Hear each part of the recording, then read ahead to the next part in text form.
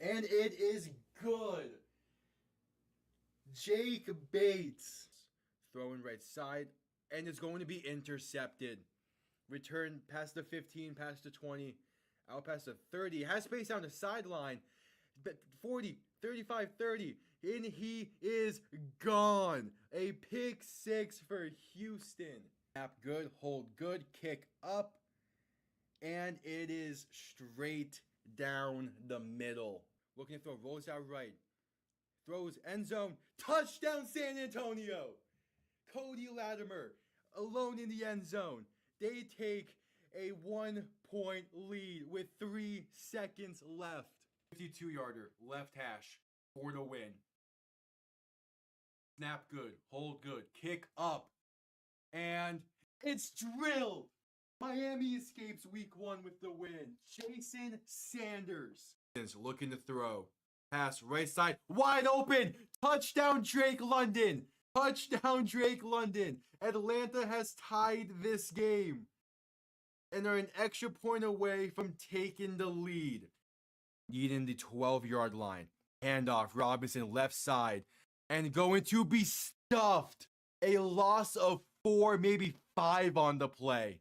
And with 50 seconds to go, the Chiefs have the ball. And most likely that does it. Ball on the 17.5-yard line. Looking to throw. Stepping up, throwing for the end zone.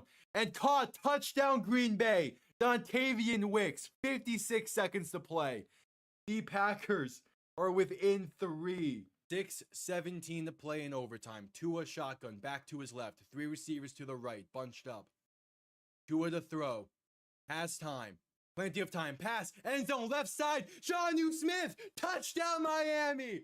They're gonna win. Let's go, baby. Here, back behind him. 3 receiving options to the left. Gonna send Smith in motion. Toss left side for Saquon Barkley. Good blocking and room to run. Pass midfield, spinning his way. Pass to 35 to 30, 25, 20, 15, 10, 5, and the Eagles respond instantly. Saquon Barkley. Oh my, making his presence felt. 1 play, 60 yards, 3rd and 9 from the 35. Mahomes looking to throw. Quick pass left side, caught by Piron. Has room to run. First down and more. Down to about the 17. And he stays in bounds. That will do it. The Kansas City Chiefs have escaped the Bills and have punched their ticket. Hello, everybody. Welcome on in. The first NFC divisional round game is on the way here soon. I just quickly ran downstairs to get a drink before this one, as you can see with the scoreboard. That game just ended. Welcome on in. Kickoff underway here soon. A great game that was Bills Broncos. Now is up to the 49ers and Seahawks to match. But welcome on in.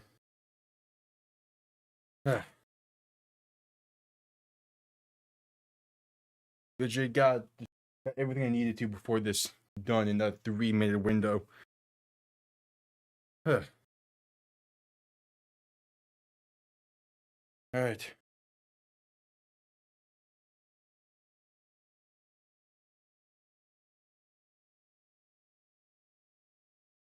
But welcome on in. Kickoff is moments away.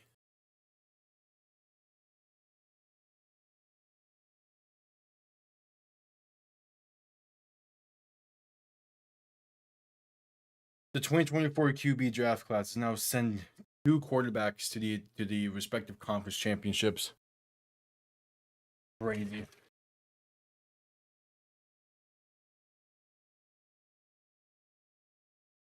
All right, kickoff almost underway.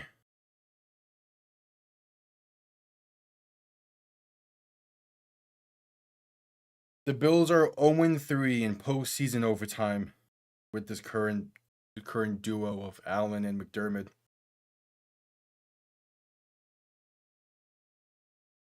Man, oh man.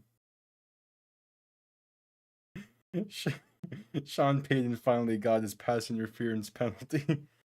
Hey, Doug Baldwin is there to hype up the crowd in Seattle. That's cool. As the Seahawks will get the ball first in this one.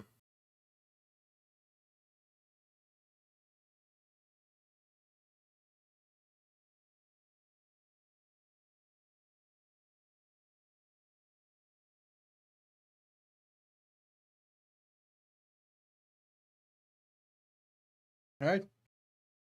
San Francisco set to send this one down. And the second divisional game is underway. Kick going to be returned beginning from about the 5. Face out past the 20, 25, past the 30, 35, past the 40, and past the 50, 45, 40. Rashid Shaheed, 25, 20, 15, 10. It's an opening kick. It's an opening kickoff return touchdown. There is a penalty, however. But what a way for this game to start. And this is why I hate missing opening kicks. Because you never know. Even with the penalty, this is going to be a great kick return and set Seattle up in fantastic field position. Assuming this penalty is against Seattle. Yeah. I mean, still a little bit of luck. Assuming this is against Seattle. Still a bit of luck left, but either way. What a way for this game to start. This is the prime reasoning as why I did not want to miss the opening kick of this game. And why I was a bit upset about overtime in the previous. Alright, so what's the call? It's a touchdown. They're calling it a wait, is it ruled a touchdown?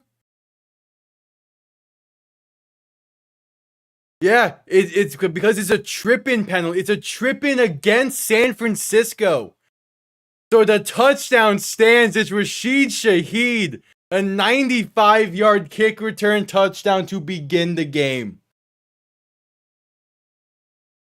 Wow. And this is exactly why I did not want to miss opening kick of this game. Because Rashid Shaheed can just do that. And yeah, that's Eddie Pinheiro, a clear tripping attempt there.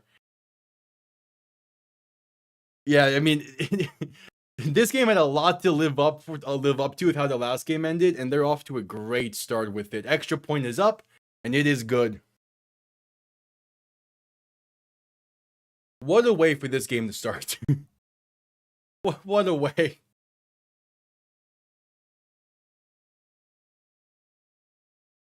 Rashid Shaheed, probably one of the more underlooked trade deadline acquisitions, has been on fire for Seattle this year.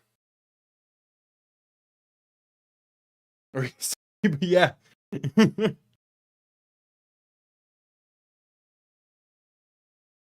Man, oh man.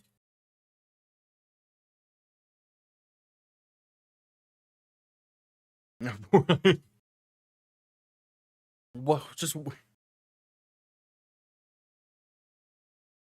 Rashid Shaheed is the only player in the NFL this season with a kick return and a punt return touchdown. Wow. But again, just 3 weeks ago, San Francisco threw a pick 6 on the opening play of that game against Chicago. They ended up winning. You did look back until 2022, they gave up an opening play touchdown against Miami in the game they ended up winning. So you never know. You never know. As kickoff is going to land well short of the landing zone. You go from one fantastic Seattle special teams play to a mistake of a special teams play. Just the two sides of the same coin in 2 plays. Both during his time in Seattle. Because the punt return touchdown for Shaheed was against the Rams in week 16. And then he had a kick return touchdown for the Seahawks, I think against the Saints a month or so ago. And then obviously that one there. All right, so Purdy under center, back behind him. First play for the San Francisco offense. Purdy looking to throw, pass is up in the air, and they're gonna rule this a fumble. The Seahawks have it. 2015, 10-5. It's a scoop and score for Nick Worry and the Seahawks. Okay, now they're ruling it incomplete, but for a second there. Oh, wait, hold on. Hold on, wait. If anything, I think they blew it dead while he was returning it, so it'll probably just be a fumble recovery. But that arm is not really going forward when the ball comes loose. I know, 2nd and 10. Purdy in shotgun back to his right, 2 receiving options to each side. Going to look to throw once again. Quick pass left side, gonna be bobbled and eventually caught by Jawan Jennings for a gain of roughly 4.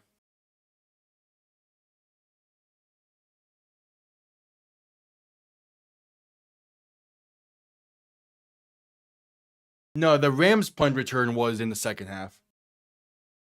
Are you really that far ahead? I mean, oh yeah, I'm behind. Okay. Yeah, next commercial break, I'll have YouTube TV catch up because I don't want to miss a play.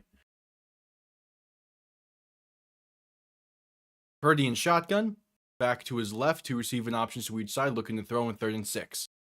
Has some time, rolling to his right to buy more, still looking, gonna be caught past midfield to about the 49 for Jack Tonges.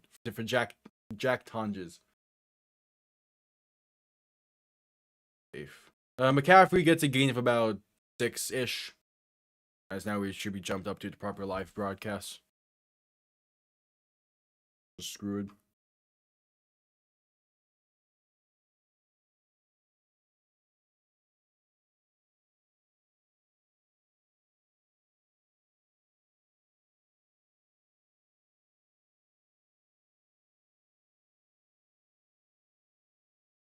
Purdy under center, going to toss this right side for Brian Robinson. And that's going to be a gain of roughly 2, a 3rd and 1 coming up. Up to the Seahawk 40.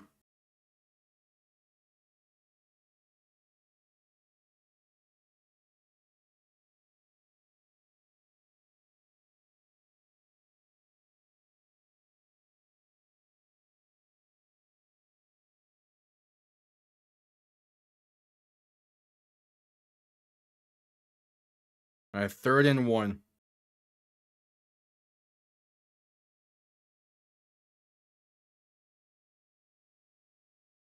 Oh yeah, the Bills Super Bowl window is probably closed.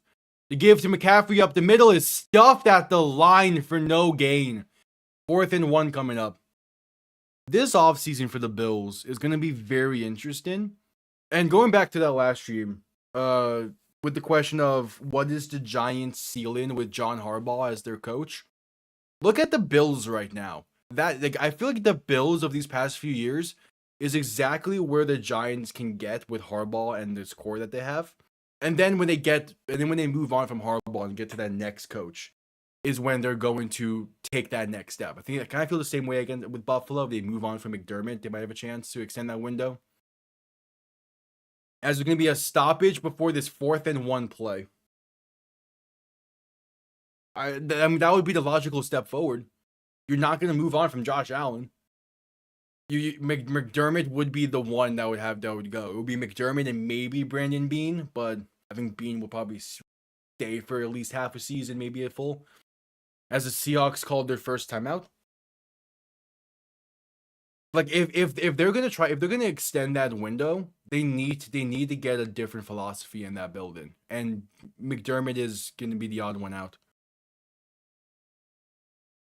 Yeah, because they've clearly plateaued with. This was the year. No Chiefs, no Bengals, no Ravens, none of the teams that have bested them before in the playoffs, and they still only got to the divisional round. Yes, the refs probably helped Denver a bit in that one, but still. They had 5 turnovers in that game. They were not destined to win that anyway. Either that or just get a better offensive coordinator. Like Joe Brady's not the guy either. Purdy under center, back behind him, 4th and 1. Gonna hand this off right side for Kyle Juszczyk, who's gonna then shovel this to McCaffrey, and the ball comes loose and goes out of bounds. It's a turnover on downs for San Francisco. Their opening drive stalls out, and now we get to see the Seahawks offense for the first time today. Or tonight.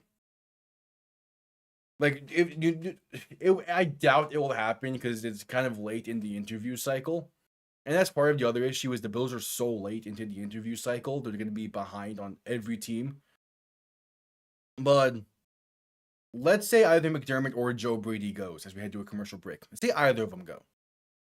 You would imagine McDaniel is one of the options for their offensive coordinator or head coach position. I doubt he'll accept it because I feel like the Lions and the Chargers have better offensive coordinator positions. And a team like the Titans and the Raiders probably are better head coach options. But like that's a possibility.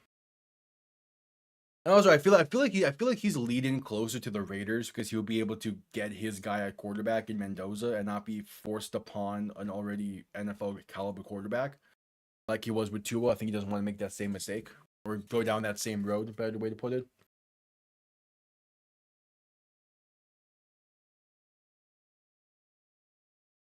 If he's to be a head coach.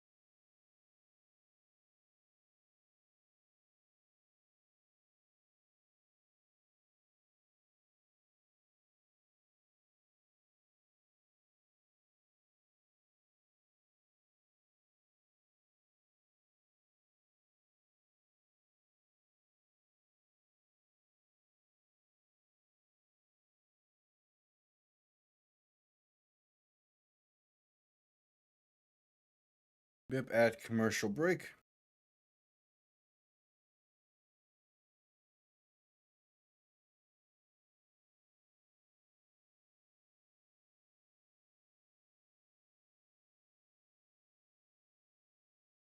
Man, oh man.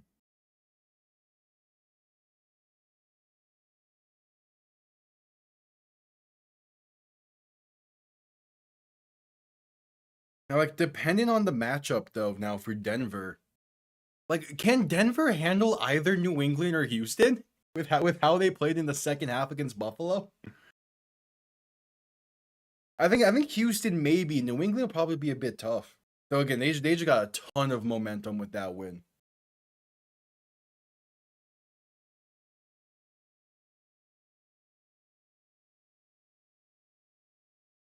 Oh, they took that initial Capitals pull off? Okay. We're just coming back from commercial break.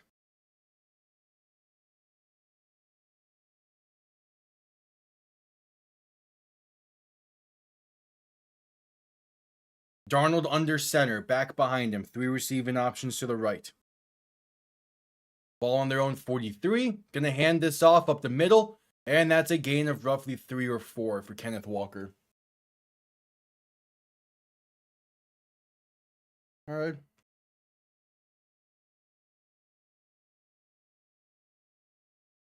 Darnold in shotgun, back to his right. 2 receivers to each side, looking to throw once again. Pass over the middle, caught by Walker, gets past midfield, and that'll be enough for the first as he fights his way to about the San Francisco 45-yard line. All right. Man, if only there was more of a break in between games, I would have had a much better call for that kickoff return touchdown. I'm just thinking about that. Darnold in shotgun, back to his right, looking to throw on 1st and 10. Has some time. Pass over the middle is low and incomplete. Looking for JSN. Gonna be a 2nd and 10 coming up.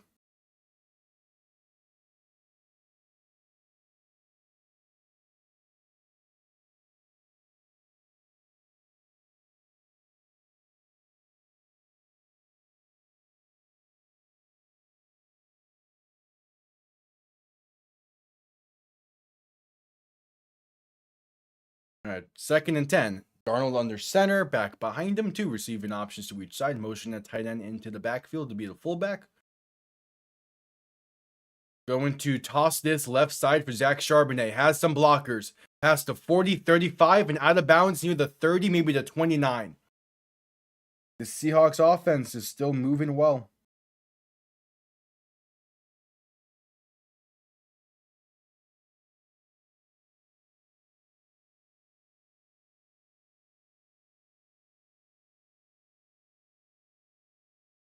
All right, 1st and 10 coming up.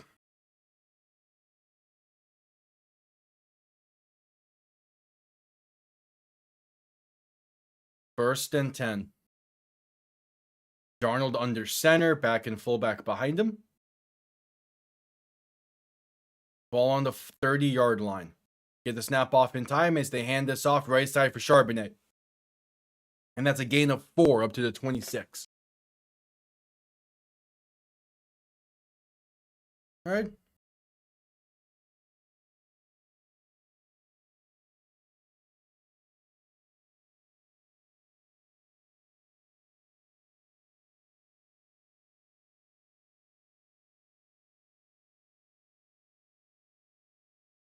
So 2nd and 6. Darnold in shotgun. JSN lined up in the backfield to his right. 2 receivers to each side as well. Going to look to throw. Darnold pass left side going to be caught by Cooper Kupp, and that's a gain of 5. Up to the 21. No, because it's the main reason why they ruled that an interception is because when Cooks hit the ground, the ball came loose just long enough for McMillan to seal it away quick enough. If there was more fighting on the ground, it would have been given to Brandon Cooks. But because of how quickly McMillan got up with the ball, it's an interception. The refs made a ton of weird calls at the end of that game. That was not one of them. Here comes a tush push for Seattle with their tight end under center, and that'll be enough for the first gain of roughly 1.5 yards or so, as forward progress was ruled stopped before that ball came loose. I could see it. I don't think it would work, but I could see Mike Tomlin go into Buffalo. Obviously, it wouldn't be this offseason. It's pretty much in stone. He's going to go to media. But next offseason, maybe.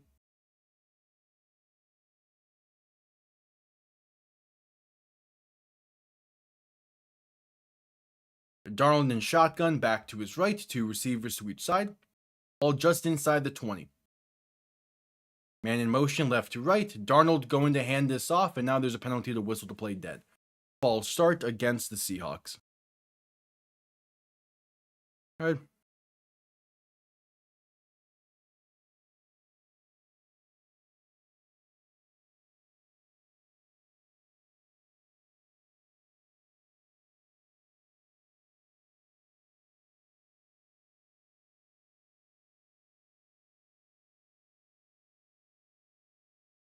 First and 15.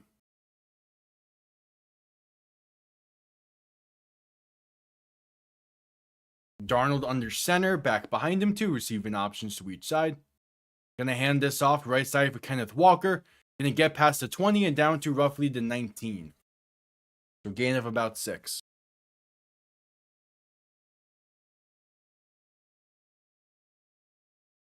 Yeah, the Bills will have to make a decision by Monday on if they're gonna clean house or not. Or not clean house, but if they're gonna move on from McDermott or not.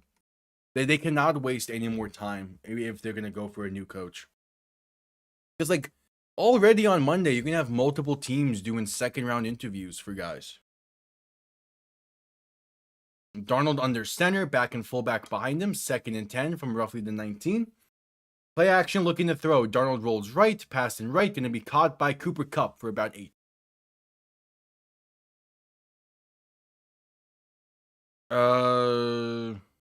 No, I don't think so.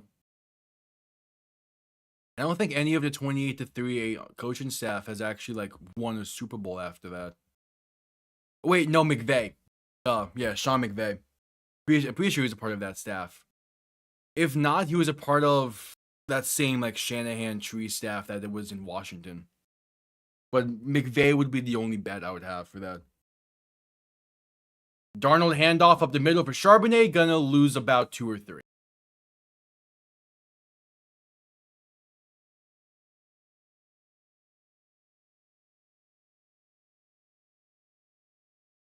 Was he a part of that? Because he was where was he? He was hired from Washington, wasn't he? Yeah, no, yeah, he was hired in 2016. Never mind. No.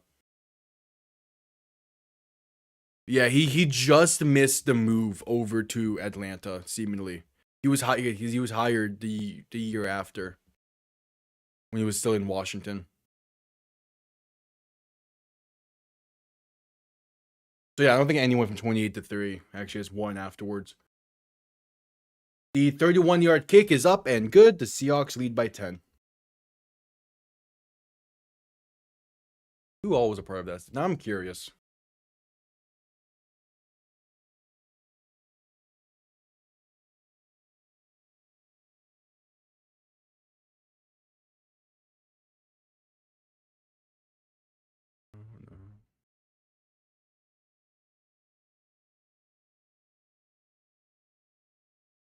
Yeah, no one from that staff actually has done anything since. I like the main names of it. I mean, a ton of them are like have been coaches before, but yeah, no.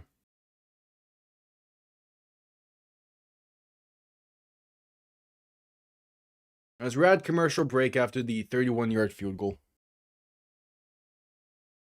Yeah, there's a few still in the league. I'm like Kyle Shanahan, Jeff Ulbrich, who's floating around still, Raheem Morris, who's going to be floating around a bit. Pretty sure I said Mike McDonald's was on that staff alongside Mike McDaniel. That was probably really confusing during that moment.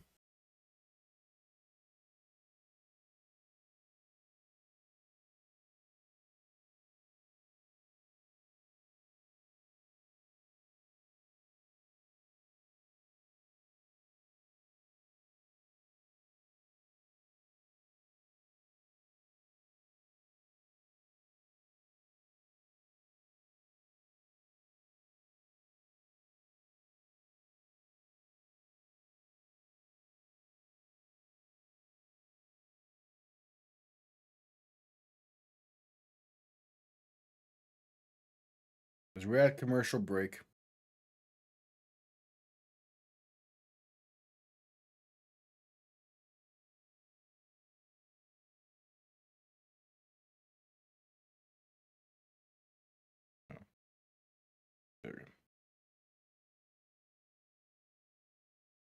For no particular reason, yeah.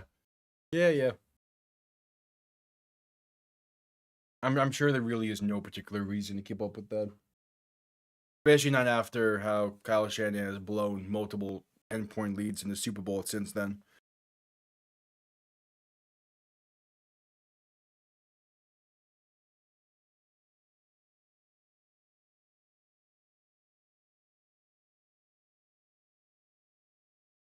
All right, just getting back from commercial break.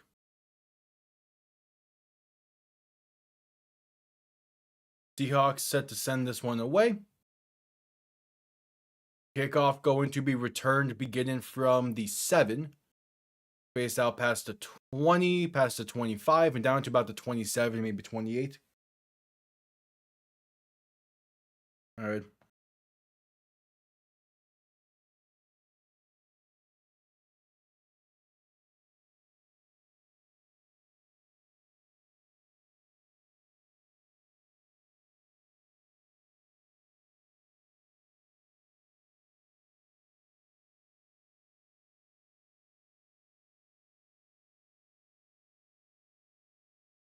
So San Francisco about to start this next drive.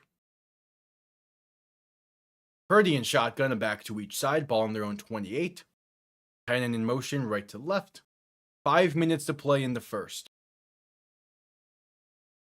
Purdy going to hand this off to McCaffrey up the middle, and that's a gain of about 3. Cool. He was never going to go to Cleveland. That's it. If he had no interest in going to Miami, seemingly because of how weird Miami's situation is going to be next year and in the next 2 years. Cleveland's situation is somehow a bit worse. Not by a lot, but yeah, it's another bad situation. He was not going to want to go there.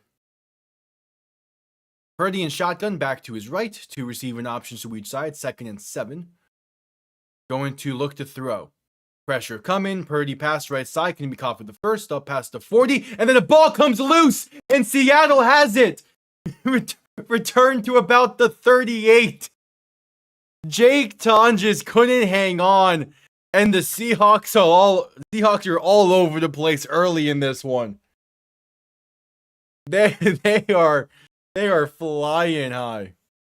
Julian Love recovers the fumble. Wow. Yeah, we probably can. This 4:13 in the first, we're going to a commercial break.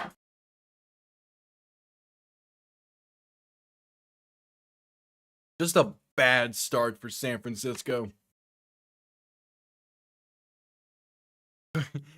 Coming off of that great game that was Bills Broncos to then just get a Seahawks masterclass.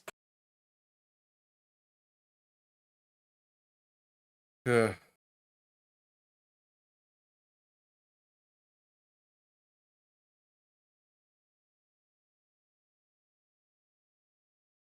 Yep, at commercial break.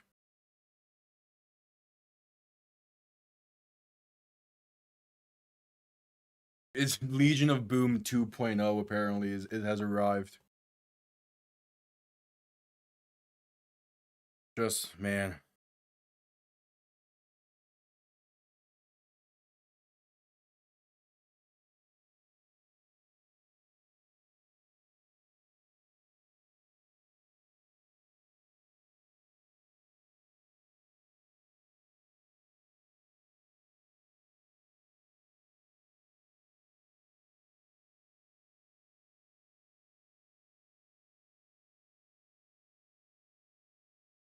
Oh yeah, they definitely did need this.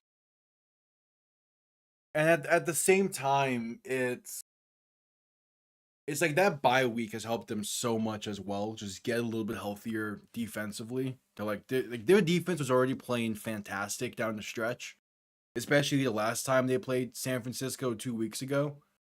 I mean, they're picking apart this offense early.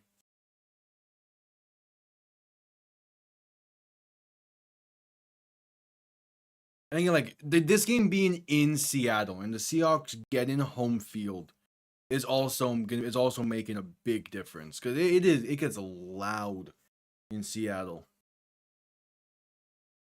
All right, just coming back from commercial break.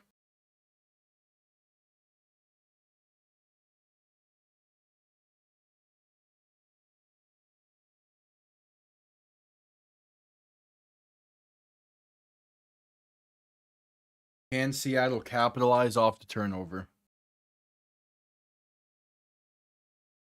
I mean, it's not really Purdy making the mistakes in this game so far.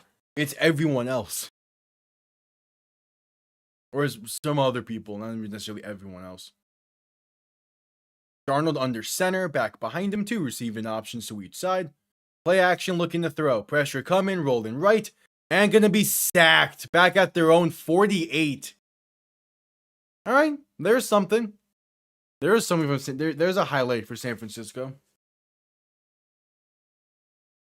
True, yeah, he hasn't had a chance to make a mistake yet, but still, he nearly made a mistake on the opening play of the game for them with that incompletion that probably should have been a fumble to some extent.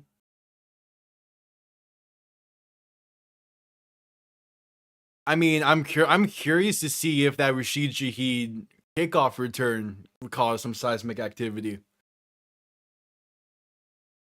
Darnold looking to throw in 2nd and 20. Has some time, pass left side, going to be caught by Cooper Kupp, and that's enough for the first. A gain of 20 exactly.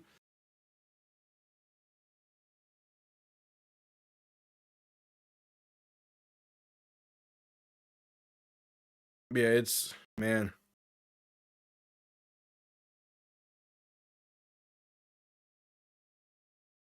That's going to be I need to go back and look at Parna's reaction to that overtime.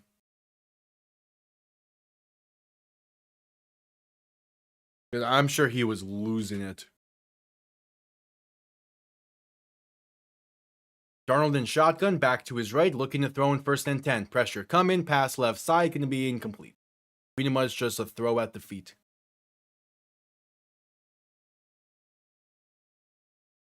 Yeah, I would especially they got Doug Baldwin to hype up the crowd, and then just Rashid Shaheed's gone. Like I'm sure there is probably some minor seismic activity there. Probably not like a fully like Beastquake level, but still. And also like Beastquake was on top of like just the energy and the movement. He was also just bouncing off Saints defenders for that play.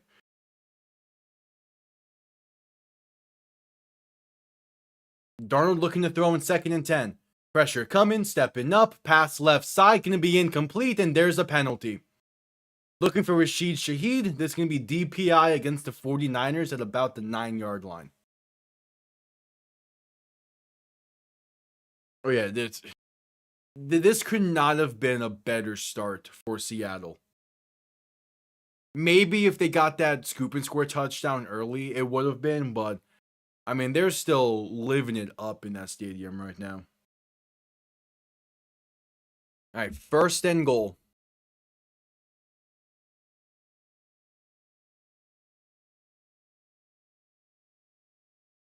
Ball on roughly the 8-yard line of San Francisco. Darnold under center, back behind him, 3 receiving options to the left. Going to hand this off up the middle for Kenneth Walker. He gets stood up at about the 5, maybe the 4.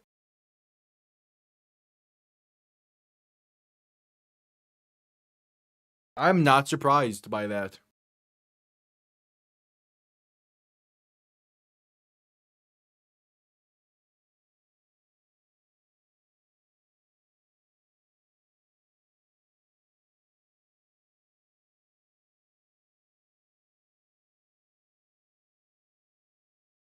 All right, 2 minutes of play in the first.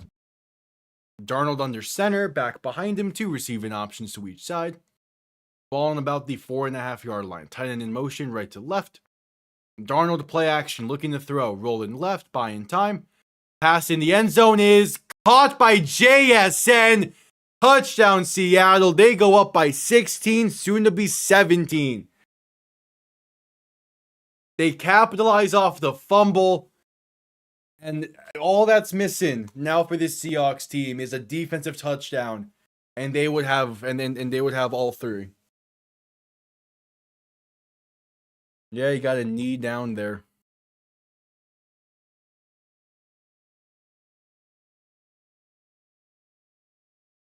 If the NFC Championship game begins with a kick return touchdown, that's going to be registered as a bigger earthquake.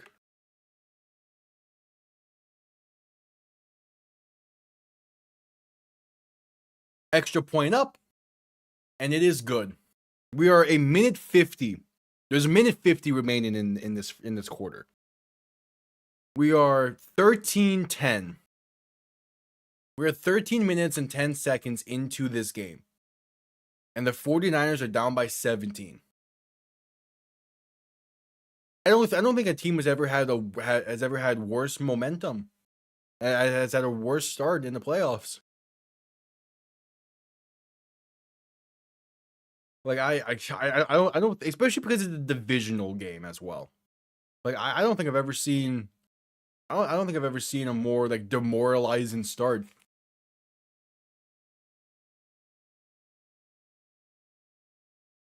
Yeah, I'm not paying attention to the Heat tonight with how many people they have injured. My focus for South Florida sports is on the Florida Panthers. They're playing a tight game against Washington as they're about to enter the 3rd period of that. Who just scored then? That was 2-2 last I checked.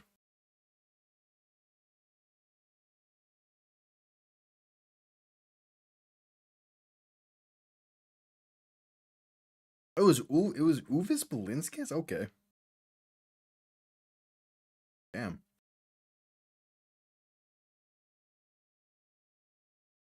I mean, I'm sure not having George Kittle is impacting the 49ers to some degree. But with how this game is started, how much of a difference does it really make? I mean, Kittle probably doesn't fumble on that last offensive play that they had. Maybe their opening drive gets a field goal instead of it being a turnover on downs. But like when they had George Kittle, this Seahawks defense held him to 3 points still. It's probably was not going to make that big of a difference.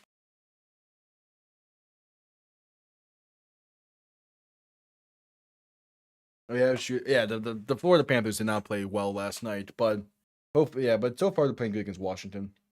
Yeah, like it's probably like 17-7, 17-3, maybe. It probably doesn't make that big of a difference, especially with how these two teams matched up against each other 2 weeks ago.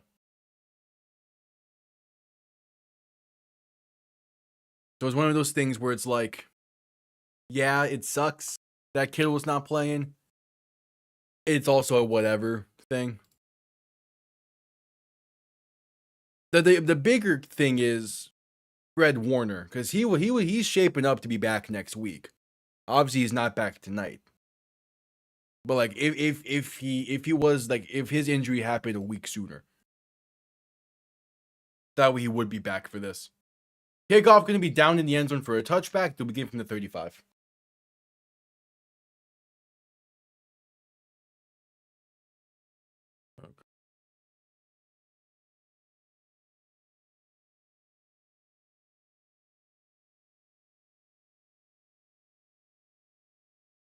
Can San Francisco keep this somewhat close?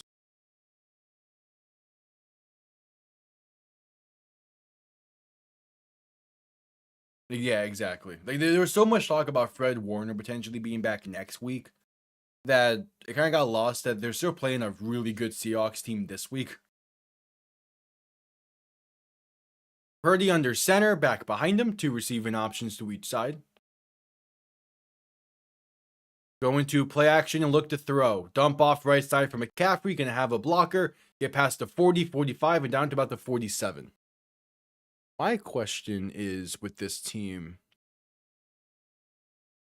is they're using Kyle Juszczyk quite a bit. Yeah, they don't have. They have two more tight ends on this roster, but they're not like they're not like really big names, if anything. It's like, yeah, so Kyle Juszczyk is basically being utilized now as their second tight end for a lot of these formations, it seems. Purdy and shotgun back to his right, three receiving options to the right as well. Play clock winding down. They get the snap off in time as they hand this off up the middle for McCaffrey for a gain of a yard, maybe two. Just under a minute to play in the first quarter.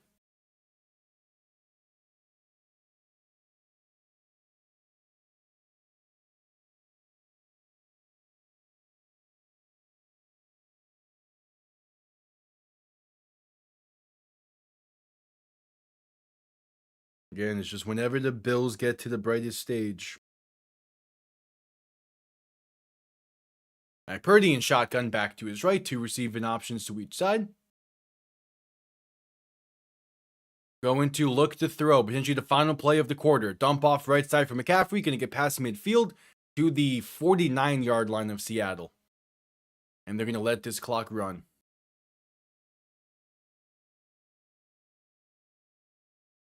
End of the first quarter, 15 minutes in the books. The Seahawks lead by 17. And the 3rd and 5 is coming up for San Francisco.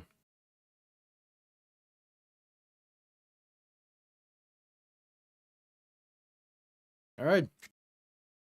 And add a commercial break now.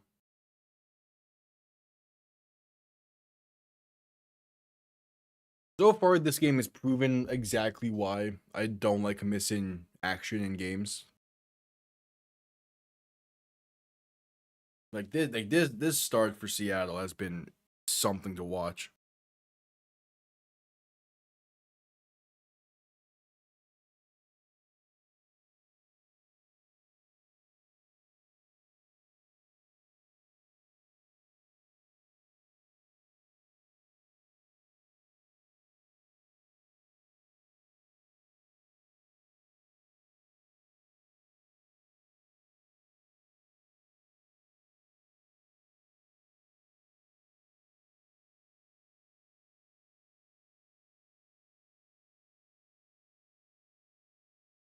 All right, still that commercial break.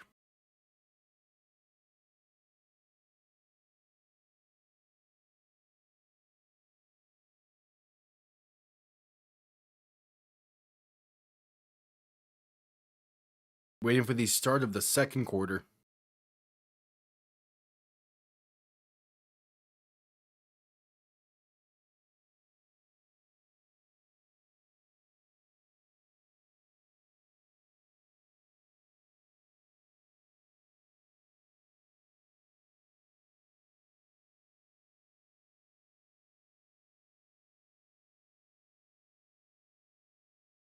All right, still at commercial break. See if the Seahawks can keep up their momentum they built over the first quarter.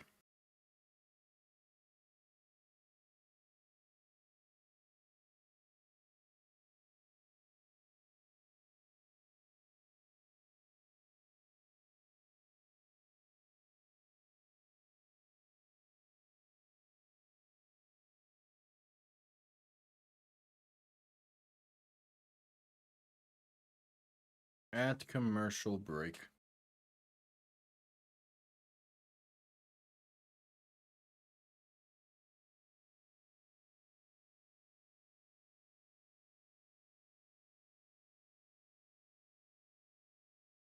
All right, just coming back from commercial break, the second quarter underway.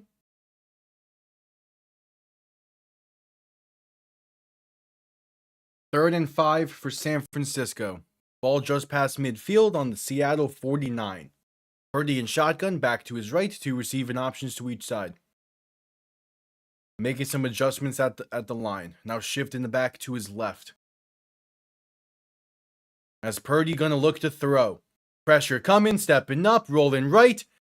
Pass back left side as a man wide open is Jake Tonjes for the first, up to about the Seattle 40. Created something out of nothing there.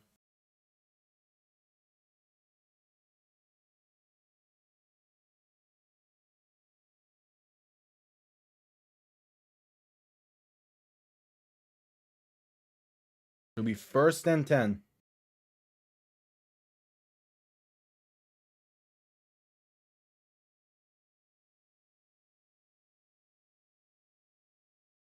Purdy gonna toss this right side for McCaffrey, and that's a gain of about 2.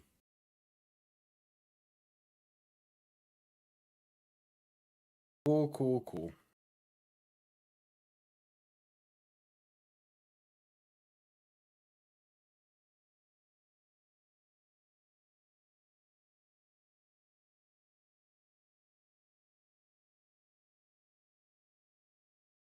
Second and 8.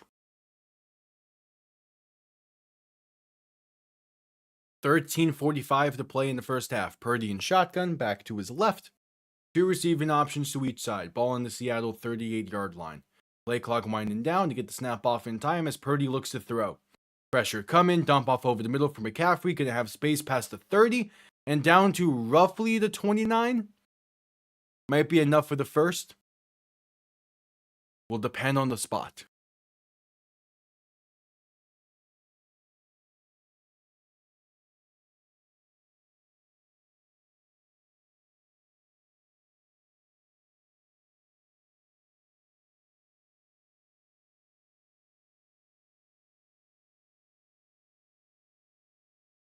All right, first and 10. We're going to give him the first there.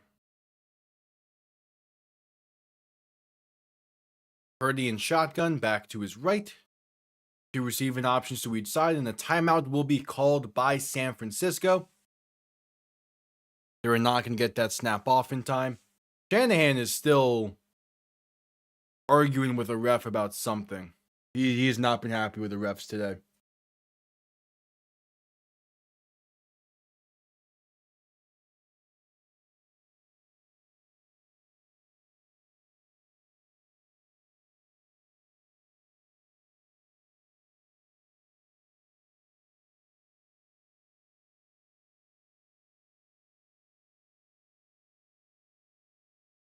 All right.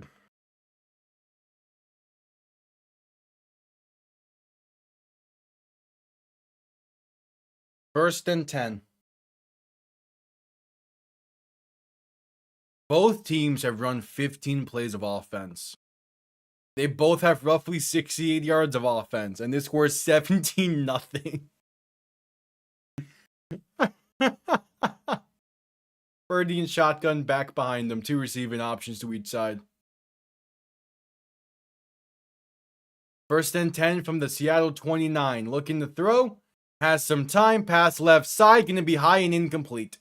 Looking for Jawan Jennings. Second and 10 coming up.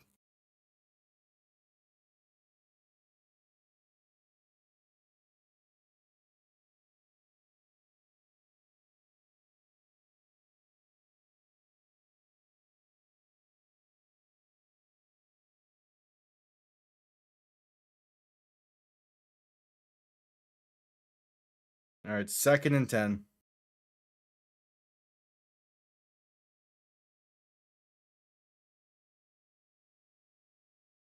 Purdy in shotgun.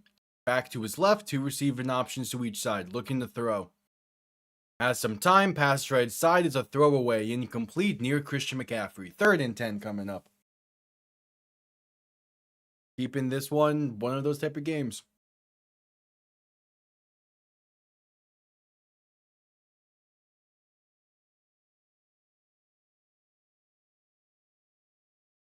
Third and 10, 12:44 to go in the first half.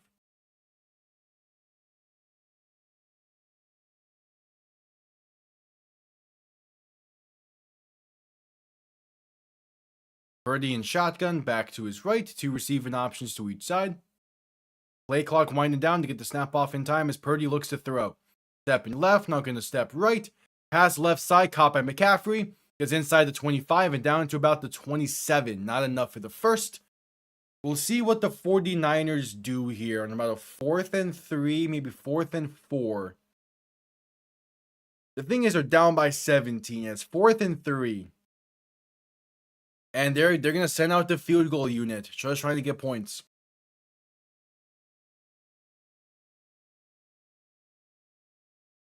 The game started with that kick return touchdown, and since then, it's just been standard football.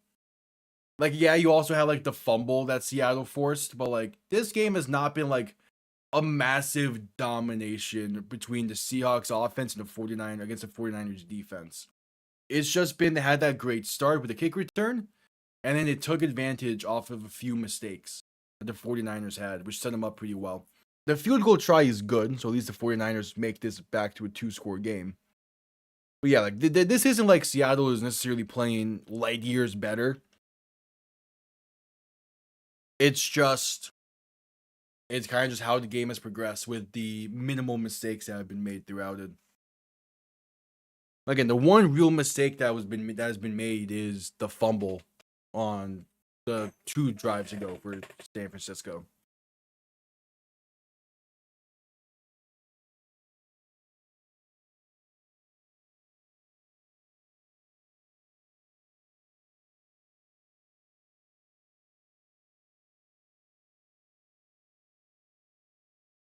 All right, add commercial break. Yeah, Applebee's has this OM cheeseburger. I am really tempted to try it. It looks good. I just don't know, like, if I want to, or like when I will ever want to go to Applebee's to try it.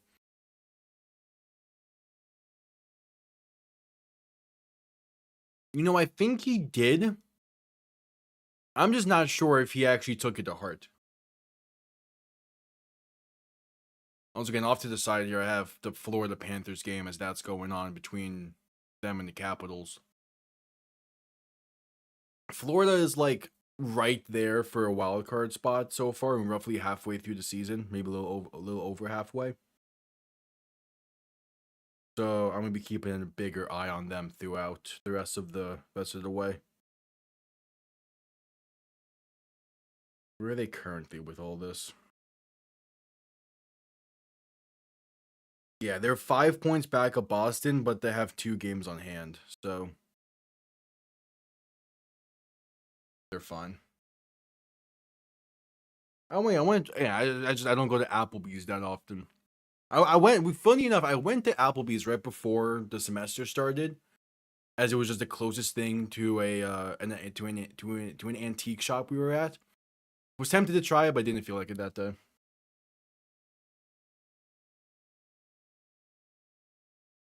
Oh yeah, there was a new like Asian eatery place that opened nearby. I tried it the other day. Compared to what was there before in that same location, it was not the same. It was meh. I'd rather go to Panda Express. And I'm not a big fan of Panda Express. I do want to go back to give Panda Express another try though, because I haven't had it in a few years. That's because I got food poisoning the last time I went. But I was also like the student union Panda Express, so grain of salt stuff.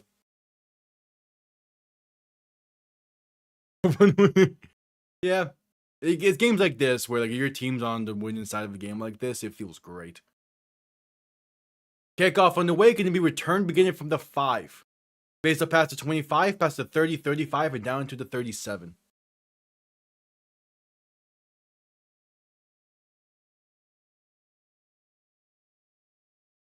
Yeah, it's been a perfect start for Seattle.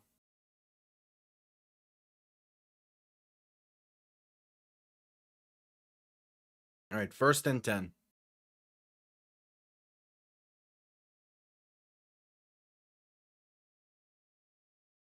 I can hear my PC just chugging. That's gonna need to update this thing.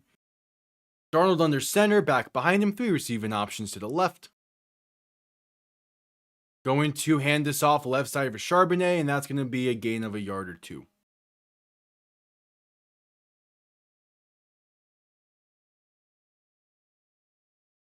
I thought I updated it earlier, but guess not. No, it says I'm up to date, whatever. It's working fine. It's doing what it needs to.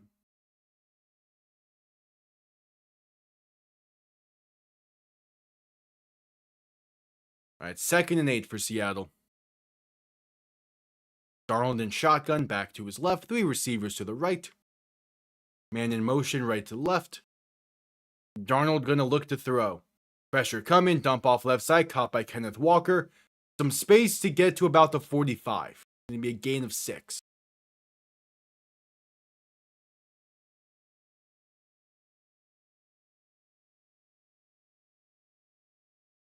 All right, 3rd and 2 coming up.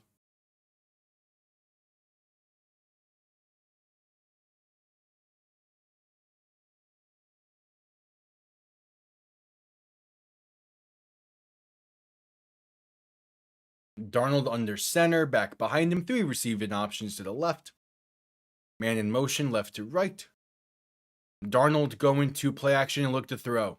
Has some time, deep shot right side. Gonna be incomplete. Overthrowing Rashid Shaheed. The Seahawks go 3 and out.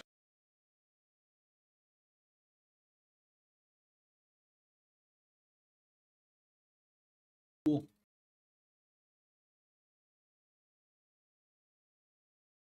Cool.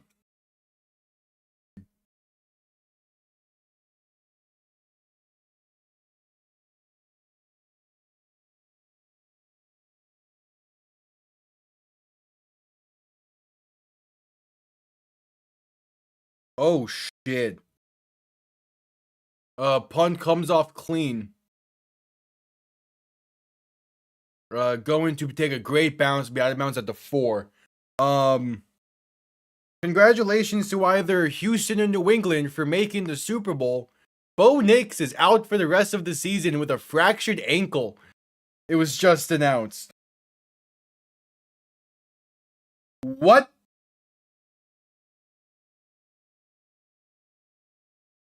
We're at commercial break now as well.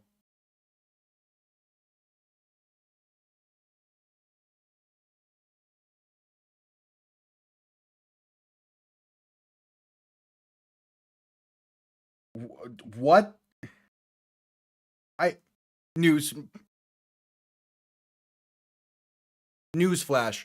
The Broncos were not my pick for the AFC anyway in the Super Bowl, so I was gonna probably pick them to lose next week, even if Bo Nix was playing.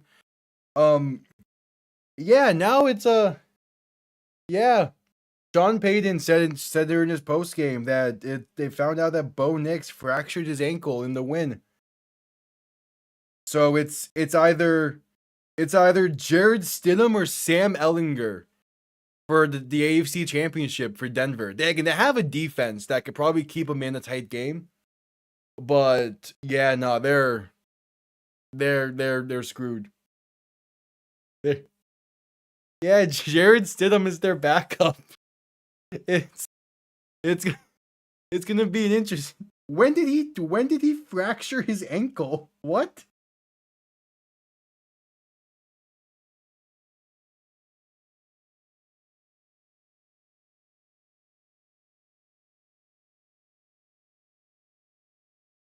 I think Kyle Shanahan forgot to relay the message that they were playing tonight. He got the memo.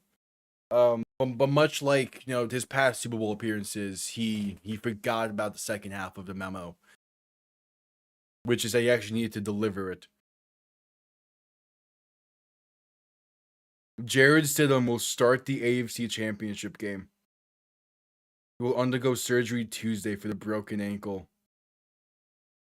On the second to last play of overtime, before the pass to Marvin Mims.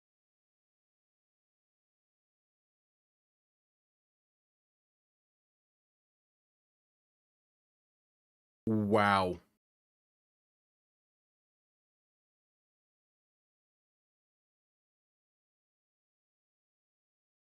The second to last play of overtime, Bo Nix is out for the season.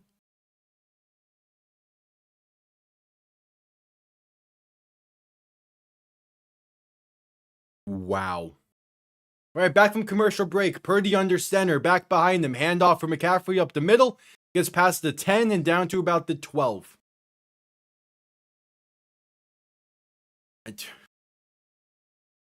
I'm. Do you know what's even like weirder about that? My initial pick for the AFC Championship game was Houston, New England. But that ended up being the divisional round game. Well, it turns out it's still basically the AFC Championship game.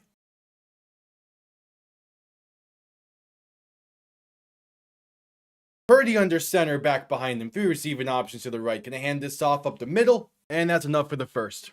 9.5 to go in the first half.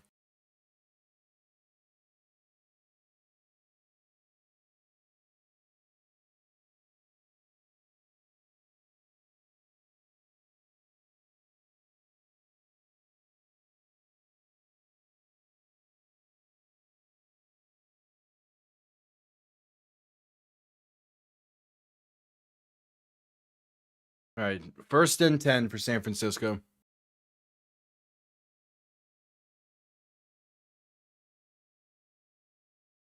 Purdy under center, back behind him. 2 receiving options to each side. Tight end in motion, right to left. Purdy going to look to throw. Rolling right, has some time. Pass back, left side, caught by Jake Tonges. It'll be enough for the first as he gets to roughly the 30. Maybe the 31, they're saying. The Broncos go 10 years between AFC Championship game appearances, only for Jared Stidham to be the starter in the AFC Championship.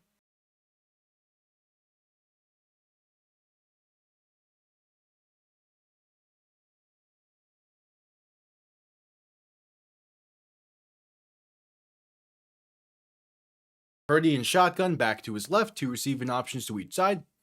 1st and 10 from their own 31. Gonna play action and look to throw. Pressure coming. Pass over the middle is caught. Beautiful throw to Jake Tonges. Get up to the 47. That ball was placed perfectly. Just over the outstretched hand of that Seahawks defender.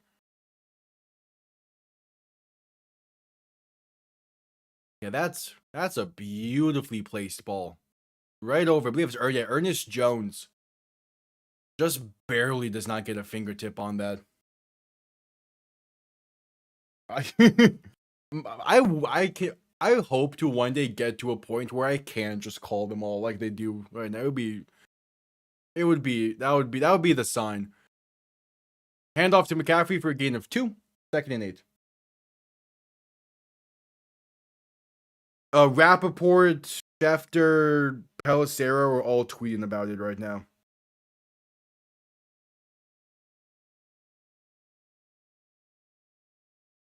That's been the only thing they've tweeted about for like 5 minutes at this point.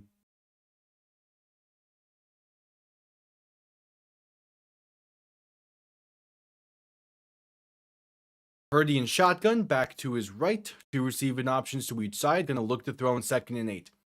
Has some time. Dump off left side for McCaffrey. Gonna get past the 45 and out of bounds to about the Seahawk 42.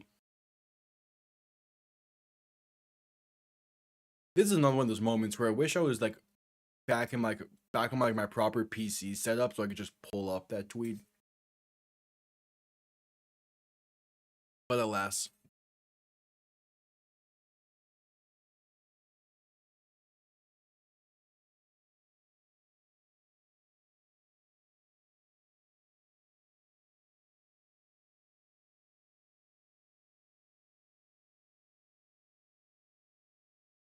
All right, Purdy in shotgun back to his left, two receiving options to each side. And the San Francisco 49ers will call their second timeout. Yes, notification. Yeah, it'd be like that.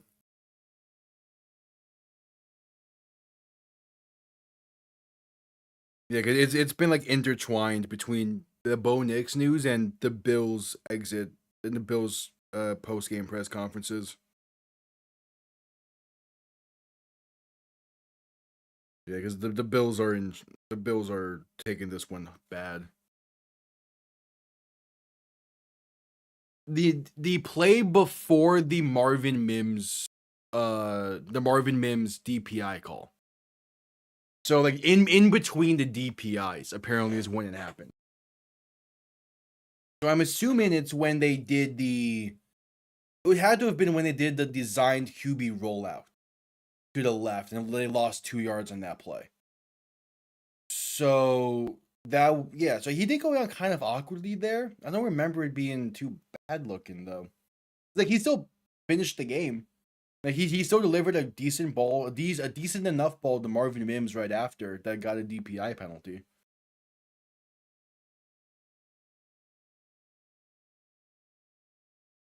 Yeah, that's wild.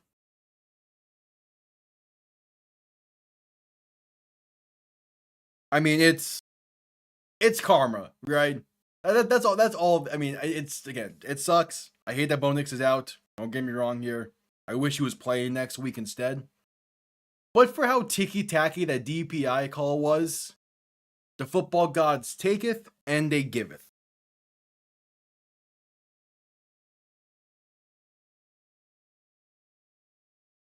Yeah, it probably was just the final straw of it. I don't think it was actually the main thing. I think something happened before where it weakened the ankle, and then that play just finished it. Sean Payton will break a lot of players, even if they're on his team or not. He will do what it takes. Be prepared for that Broncos defense to go headhunting against whoever they play next week.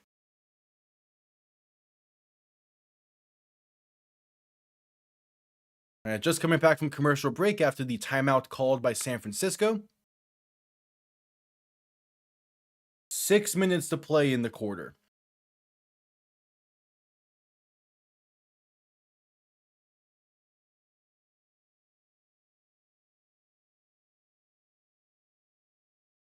Purdy in shotgun back to his left, two receiving options to each side. Ball on the Seattle 42. They're gonna double reverse flea flicker here. Purdy looks to throw. Dump off left side for Demarcus Robinson. Gonna get a yard. They do all that, set up a receiver screen off of the double reverse flea flicker, and they get 1 yard. Nice. Bounty Gate is back on the menu. We're really gonna end with an AFC Championship game that is Davis Mills against Jared Stidham, aren't we?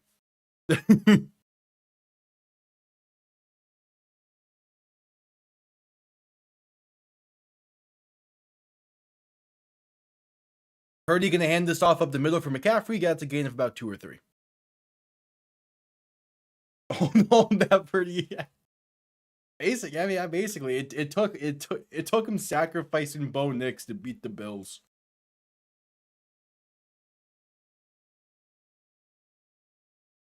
Jared Stidham is just like, man, I became important for out of nowhere in my job, and I hated. This man was like laid back. He took 1 snap of action this season before this, and now all of a sudden he's the starter for the AFC Championship game. Purdy in shotgun looking to throw in 3rd and 6. Has some time, pass over the middle is a dive-in completion for Ricky Pearsall. All right, 1st and 10 San Francisco. Hey, they're moving it now. They're moving the ball a bit. Still down by 14. Oh, nope, that's going to be incomplete. Yeah, the ball moves as he goes to the ground. I imagine there's going to be a replay assist here. It'd be 4th and 6. Oh my god, it is just Nick Foles. Never mind Denver for the Super Bowl. They have their Nick Foles moment. That's all this is. All this is Nick Foles.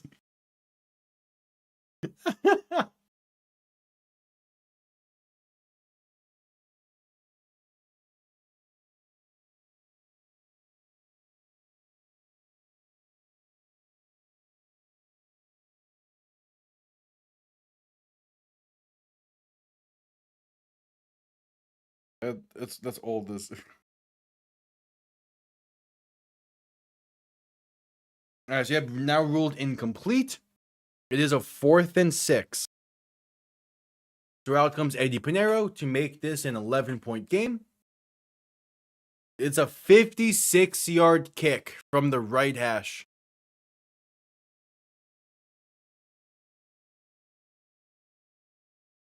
Kick is up. Has the accuracy, and it is good. All right, see, the Seahawks were able to move the ball better in this quarter, but they still just can't finish drives.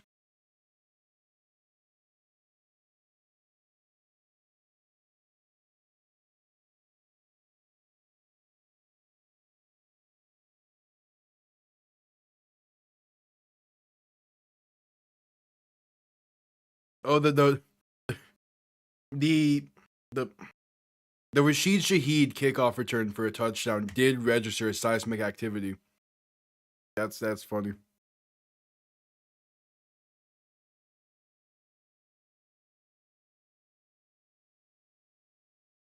Yeah, that. And he gets up right after and is walking fine. I'm just seeing the replay of the supposed play. Okay, there's a bit of a jog there, kind of like test it out, but nothing on that play looks like a broken ankle.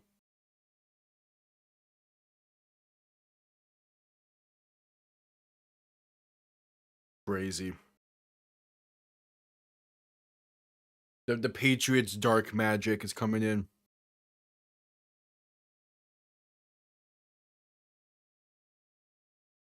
As we're at commercial break.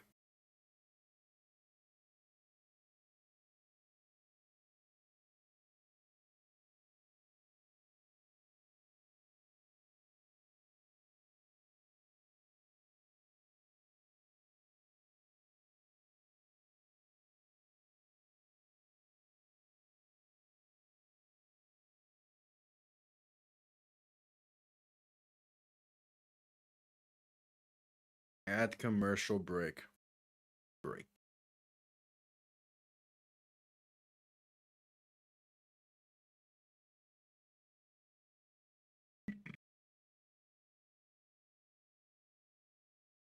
The Broncos going from one Auburn quarterback to another.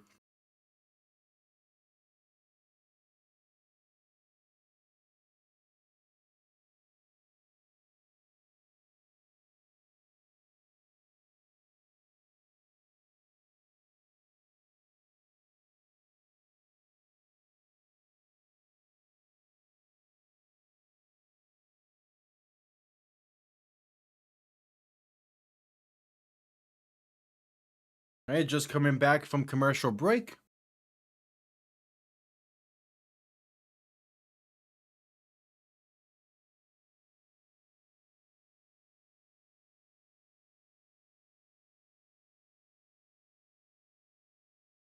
.432 to play in the first half.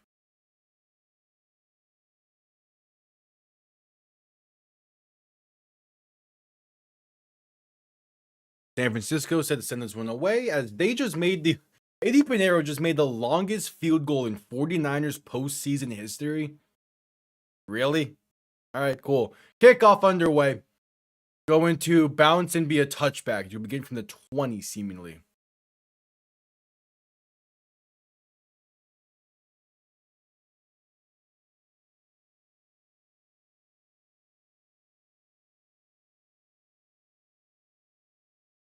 All right, 1st and 10 for Seattle.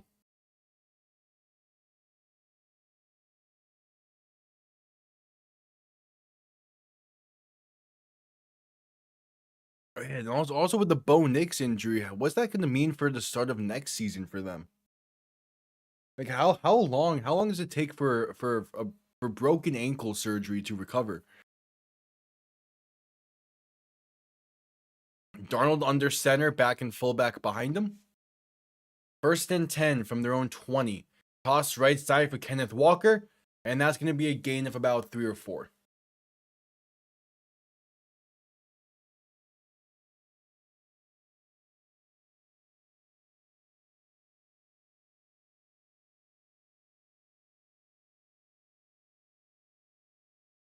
All right.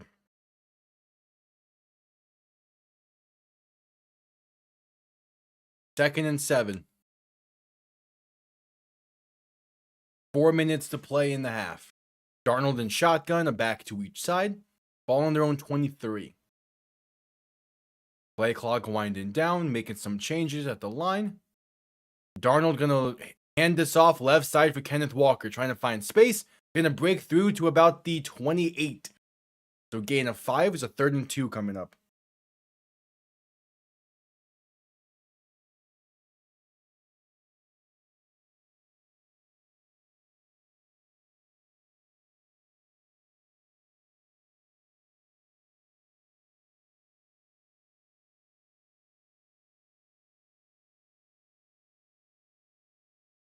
All right, so 3rd and 2.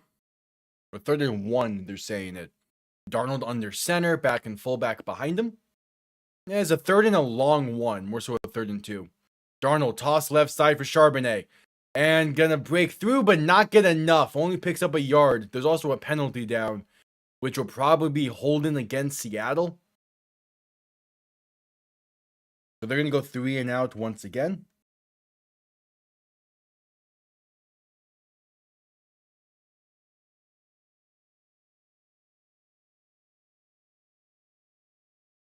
As there's a Seahawks still to get up as well. I believe that is Charbonnet. Yeah, Zach Charbonnet is slow to get up after this.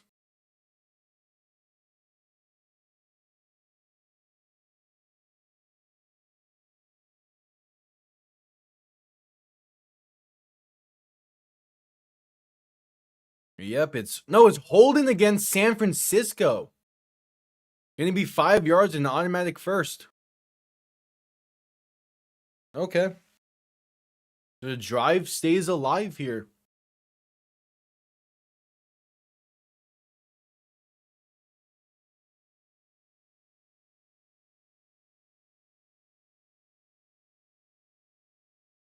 All right, 1st and 10. But first, a commercial break for the injury timeout.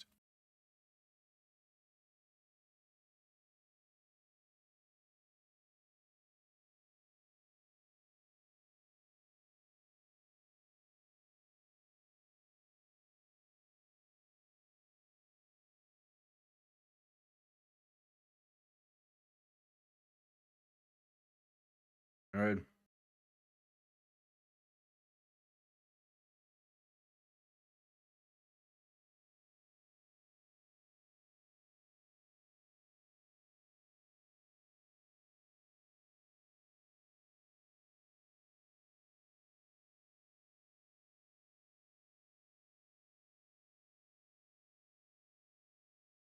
We'll add commercial break for the injury timeout to Zach Charbonnet.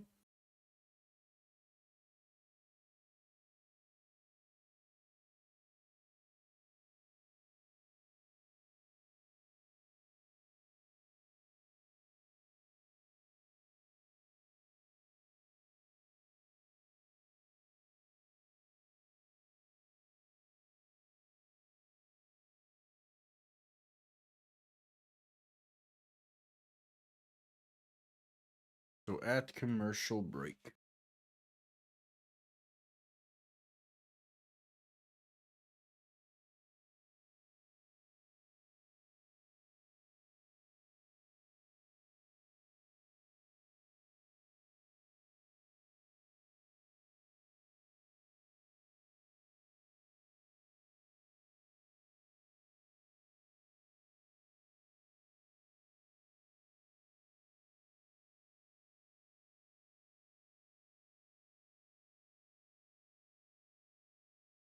So at commercial break. Should be coming out of it here soon.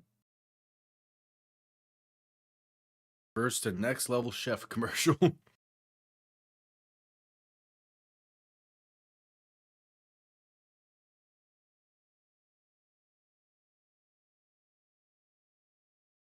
right, there we go. Just coming back from commercial break, Charbonnet is walking under his own power to the medical tent. That's a good sign.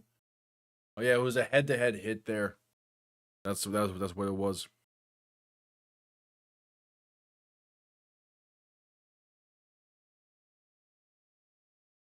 All right, 1st and 10 for Seattle after the defensive hold-in penalty against San Francisco on the 3rd and basically 2. Darnold under center, back behind him, 3 receiving options to the right. Ball on their own 34. Going to end around this one, right side for Shaheed, who has some blockers in front of him. Past midfield, past the 45 to 40, and finally brought down near the San Francisco 36-yard line. That's the offensive play they kind of been waiting for. Yeah, they're up by 11, but the offense hasn't really had any explosiveness to it tonight, so yet. And there you have it right then and there. Good blocking up front.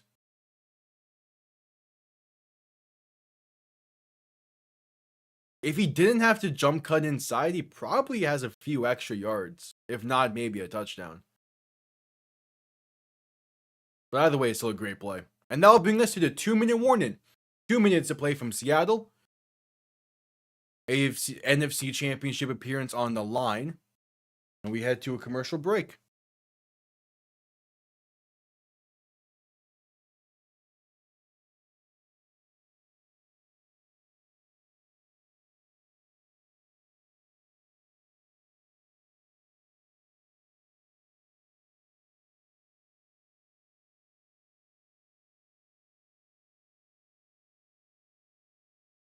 At commercial break.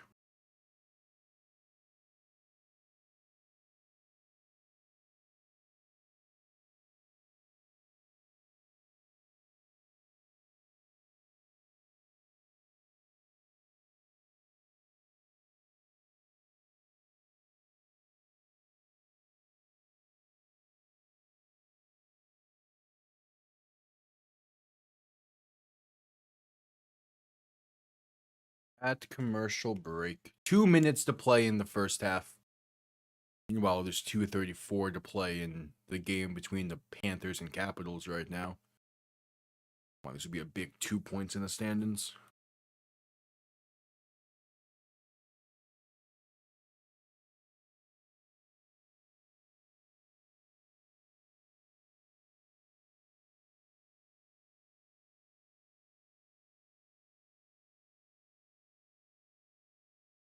I assume the Capitals are going to go empty net here soon.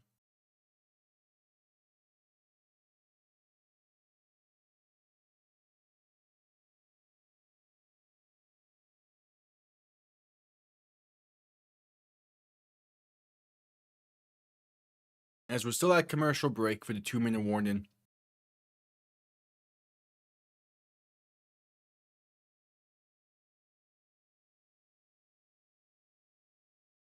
Come on, Florida.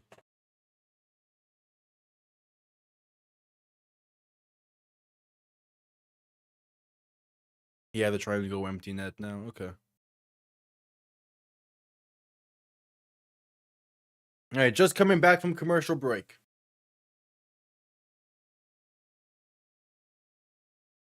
AJ Wright is on the 49ers coaching staff. As there's a Panthers empty net goal. Hell yeah. All right, Darnold under center, back behind him. 2 receiving options to each side. 1st and 10 from the 49er 36. Going to look to throw. Pressure coming, rolling right. Gonna dump this off, and that's incomplete.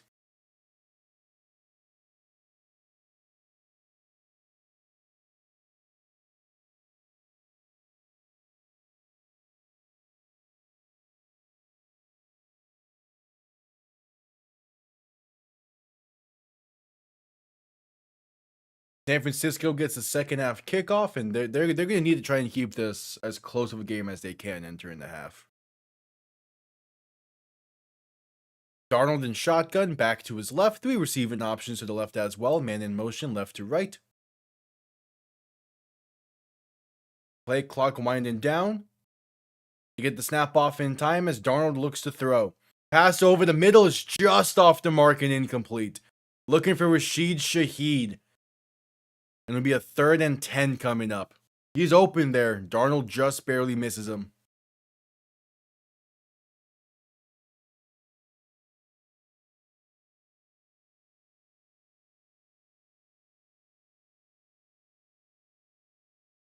Third and 10.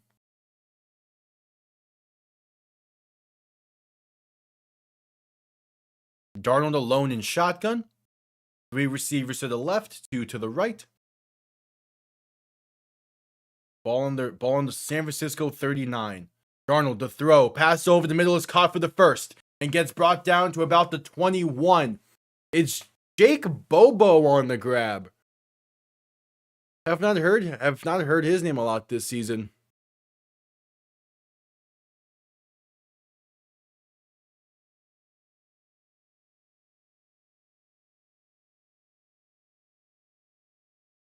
I think it's just confetti from their pregame stuff. Cause yeah, that's roughly where, I don't know. Also kind of looks like it's just confetti. Gonna hand this off up the middle for Kenneth Walker. Space down to about the 10 with a minute to play in the half. Because I think I saw when while the overtime was still going on in the last game that they have like confetti shooters before like during the run out tonight. Officially ruling it a 2nd and inches. Darnold under center, back behind him, 2 receiving options to each side, tight end in motion left to right. Hand off to Walker up the middle, and that'll get down to about the 7. They probably will. Maybe. Who knows? Seahawks call their 2nd timeout. The Atlanta Falcons are finalizing the deal with Kevin Stefanski to be their new head coach. Just announced by Schefter and Pelissero.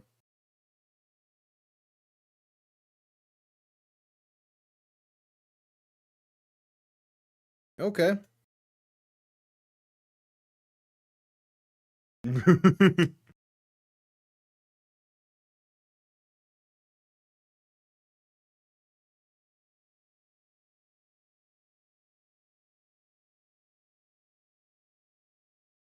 Yeah, so that means either Miami is pretty definitively going with Jeff Hafley, or they're waiting for Clint Kubiak to be available.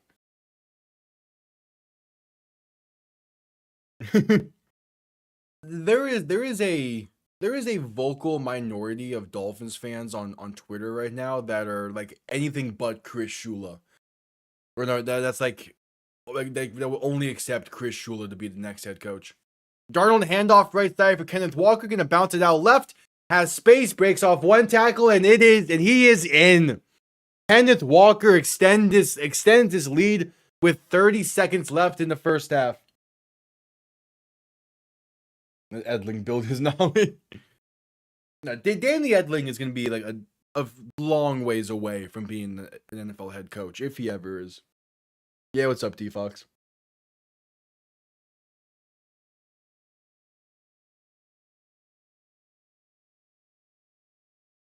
Nice. I think my bracket is still pretty good, though it's hard to gauge because the Bills won in the first round.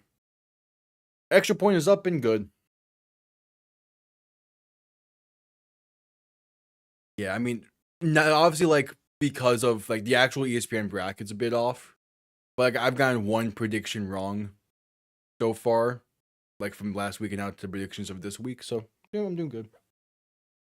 You choose the 49ers.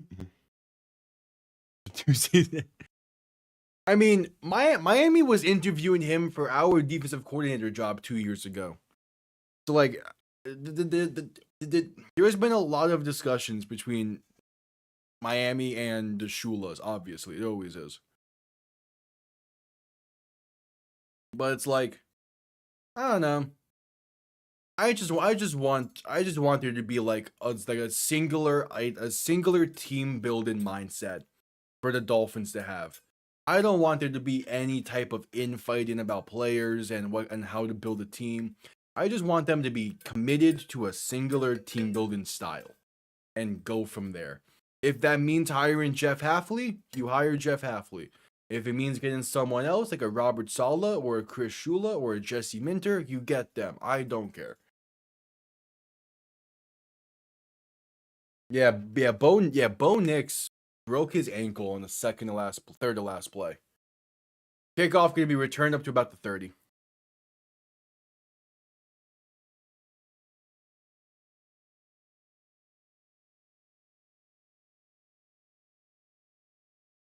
Yeah, but at T-Fox, I know it's kind of like a jokingly LMFAO, but nah.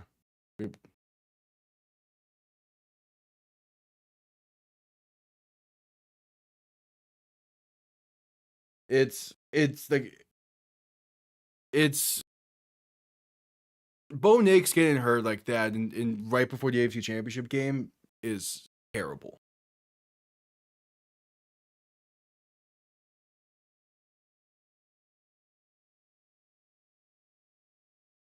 Purdy looking to throw in 1st and 10. Stepping up, gonna pass this over the middle, but that's incomplete for McCaffrey. It's terrible luck. It sucks for him. He put so much on the line to get them that win, and he's not even gonna be able to reap the rewards of it of playing next week. And like next year, as like it impacts their next season as well, because who knows when he'll be back. Yeah, but like there's nothing to even laugh at the Broncos about there either. And I want to say everything, more so everything that can go wrong for the Bills goes wrong. That's more so the case. Purdy looking to throw in 2nd and 10, gonna take it himself left side, and gets up past the 45 and brought down inbounds to the 47. Like it's just, man, it's tough. Yeah, like he played well today, and again, you put in so much time and you put in so much effort to even get the chance to be in that moment, and then to have it taken away from you with a what didn't even look like it was that bad of a hit he took on the play he got injured on. It's just, man. Yeah, like he got up after the play. He jogged a little bit. He got up and was walking around. They showed a little bit of him jogging, which is to tell that he's kind of feeling out his ankle. Like it wasn't like he was down for a long period of time. I mean, adrenaline was running extremely high at that moment, so I get it. But still, like it wasn't like it didn't appear anything bad. I didn't even realize the 49ers called timeout. All right, and now Seattle calls their final. 13 seconds to play in the half. Yeah, Ovia Charbonnet is okay as well. I think he's being evaluated for a concussion right now.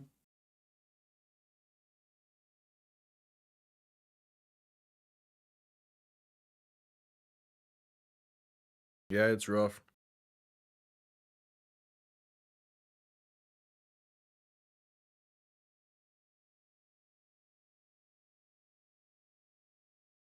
Yeah, like Kenneth Walker's going to be able to lead the way just fine. Who is the third string back though? Because you're going to need someone to step in for like a few snaps here and there occasionally. Velus Jones is still in the league. Purdy and shotgun looking to throw in 1st and 10. Pressure coming, pass left side, gonna be either incomplete or intercepted. They're saying incomplete.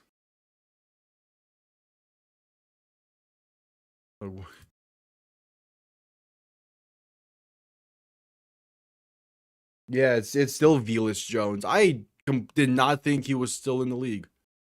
To be fair, since his rookie season in Chicago, since his first 2 years in the league, he's played like barely any snaps.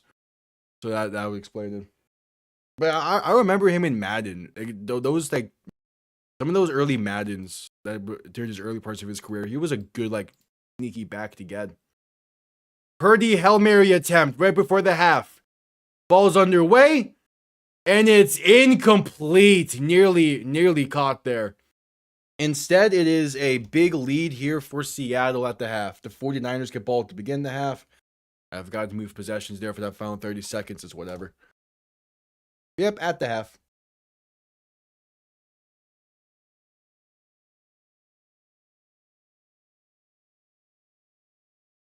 I'm sure there is some kind of a mindset for that. And same thing goes with over in Detroit.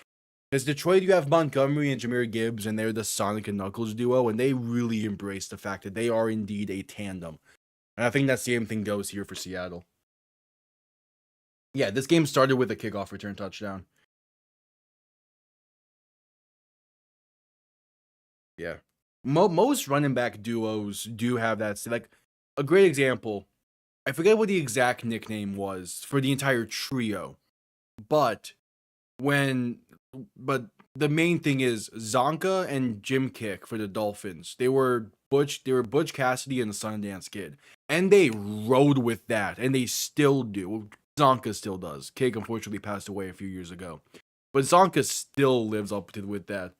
Like, it's very like tandems like that, receiver room tandems, running back room tandems. They are they are closer bonds than most, and you really do feel that throughout.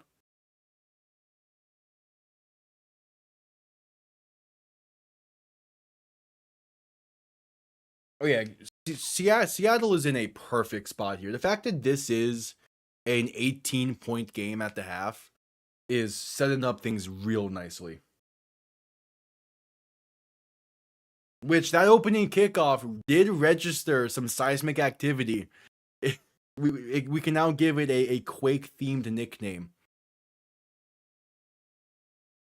Stefanski's getting a 5-year contract? Damn.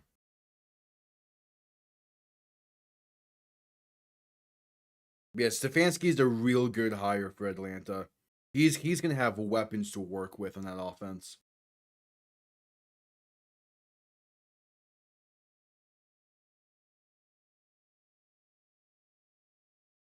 Yeah, Atlanta signed him. That's gonna be interesting.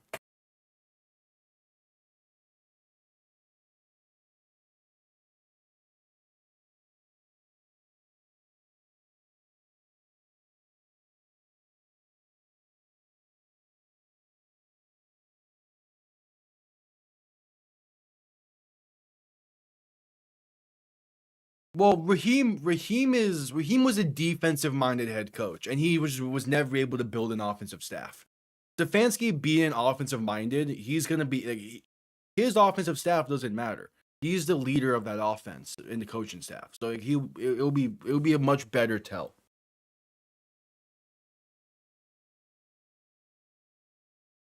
Yeah, and then like Peyton Hillis was a part of that trio as well for Arkansas back in the day.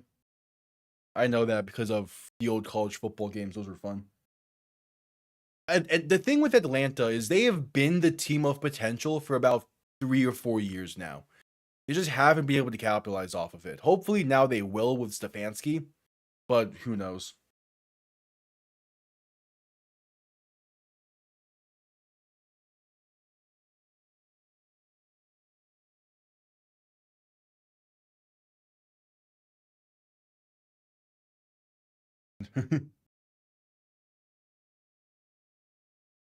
Stefanski will last 3 to 4 seasons at minimum, because like there is still a lot of pressure on that Atlanta team to capitalize because they have so much talent that is just untapped potential, and he needs to be the one to break through to that and tap into that potential, and he can.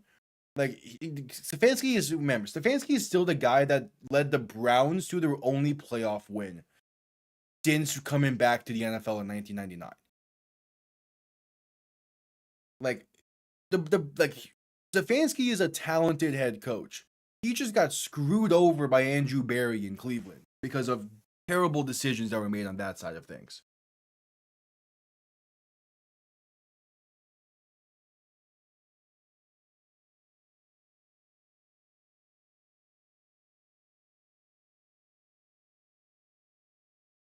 So like Stefanski in theory can definitely get them somewhere.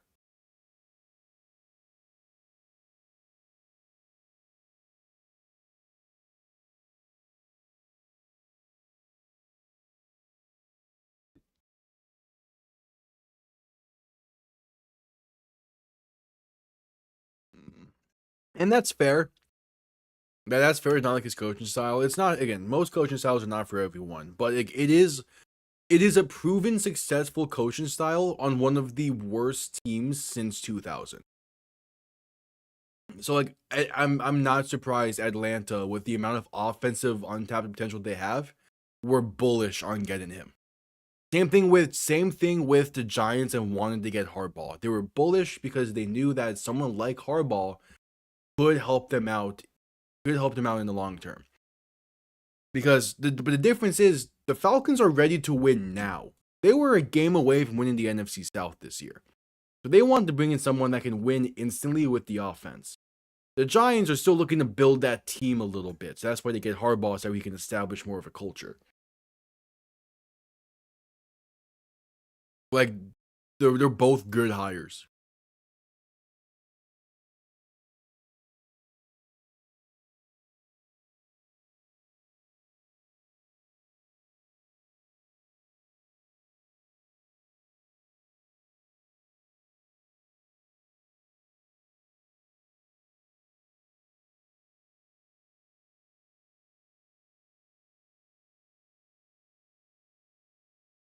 Yeah, you probably will be. I mean, no, the second half can always be interesting, but yeah, with how this game's going so far, we're gonna be having an NFC Championship game in Seattle once again for the first time in a long time.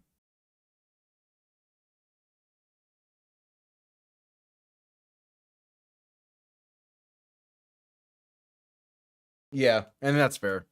Again, most of the fault with Cleveland over the past 2 seasons, 4-ish seasons, has been Andrew Berry, and that it has been Andrew Berry and the roster acquisitions that he made. The biggest thing is going out and getting Deshaun Watson. That killed any momentum they had.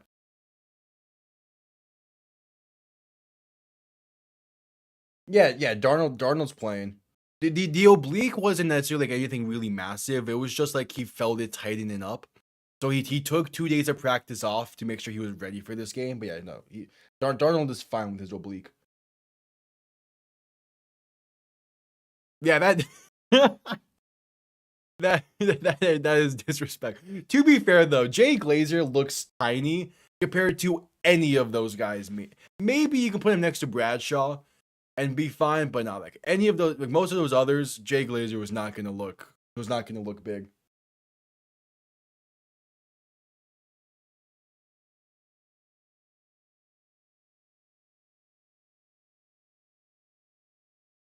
Yeah, like yeah, Darnold's fine. And plus, like even then, like he's not going to be asked to do a lot in this game. So it's not like he's at risk of really straining it some more or re-injuring it or whatever. Because like, and especially now at this point, the second half probably not going to be passing it a whole lot or really asking him to deep. Yeah, when you're up by 18, like it's going to be fine.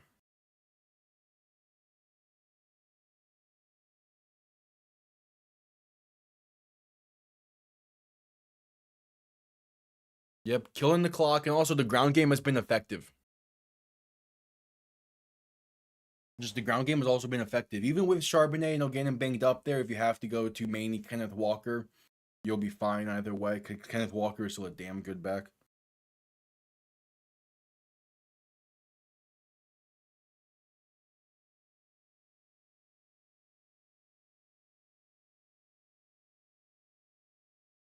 Yeah, with how the defense is playing and how Kenneth Walker is, it's a fine situation.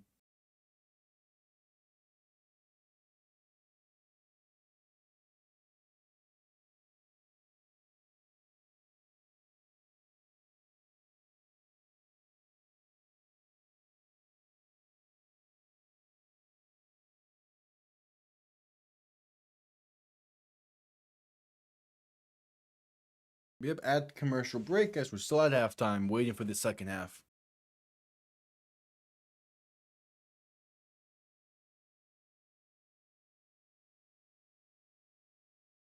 I mean, all you need is just get field goals, if anything. I mean, see how San Francisco handles the start of it. Handles the start of the half, but yeah.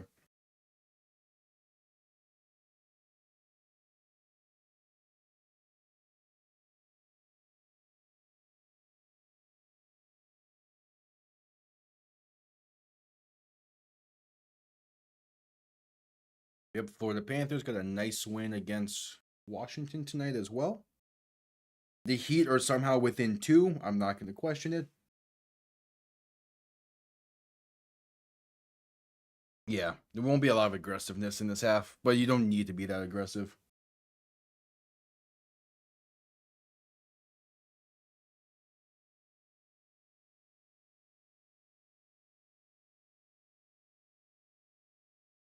Yeah. I mean, yes, San Francisco's the 49ers have to be playing end zone here.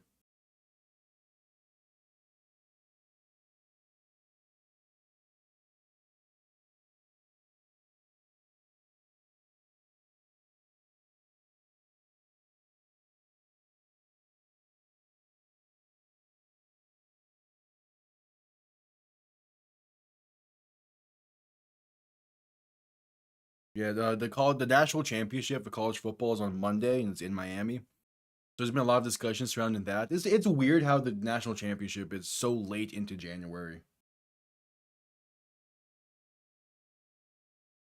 Yeah. I mean, yeah, but you're confident in this defense to be able to stay on the pedal.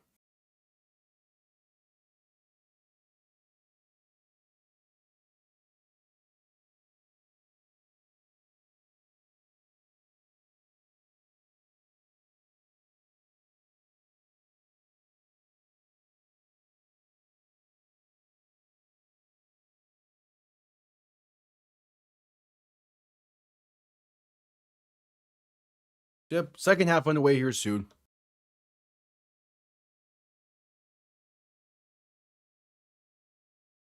Yeah, this is definitely feeling like the first proper blowout. A lot of the scoring in Steelers Texans was late in the fourth, turnovers and defensive stuff. Yeah, I mean, it's especially with Tomlin stepping down. I think that's a clear sign that Rodgers is not going to be back in Pittsburgh. The question is just where is he going to go if he even still plays next year? That's going to be interesting to see.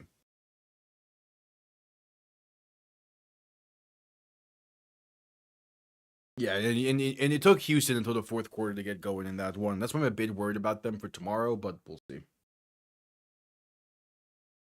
No, you're good, Bob Flash. You're good. I understand that you get busy.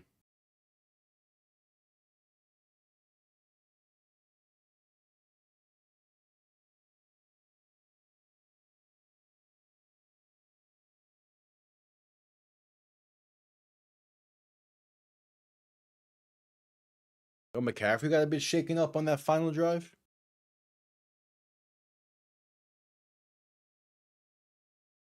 Yeah, I'm excited to see Houston tomorrow. I'm just a bit worried for them because of their offense and how they played against Pittsburgh, but we'll see. As the second half is underway here in Seattle, going to be returned beginning from the 2, spaced out past the 15, past the 20, 25, and going to be brought down near the 27. Yeah. Those wild card games were all really good. And then divisional round started off great. All right, an AP 18.1. All right, see ya. Yeah, tomorrow's game should be fun as well.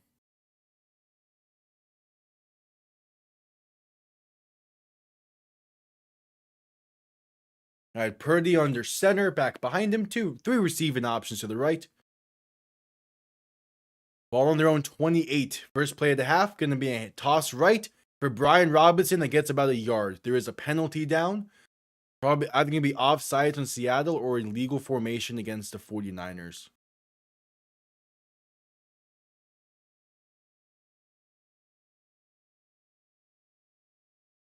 I don't know. They have a ton of other. They have a few other receivers out tomorrow. It's gonna be interesting. Like Nico Collins is out for tomorrow due to his concussion.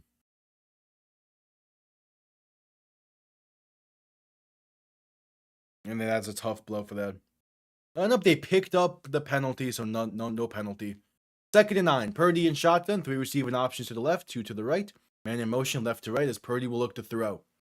Has some time, gonna step up and roll right. And the pass right side gonna be out of bounds. Incomplete, a throwaway. Alright, 3rd and 9 coming up.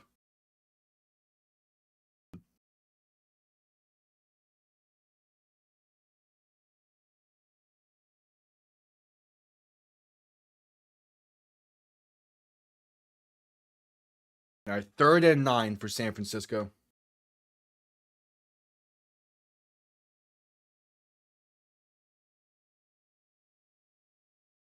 Purdy in shotgun, back to his right. 3 receiving options to the left. Man in motion, left to right, back to left. 3rd and 9. Purdy looking to throw. Has some time, rolling to his left to buy more. Still looking, pass left side, gonna be caught for the first. Jawan Jennings, past the 45 to the 47. Alright. It's something on that.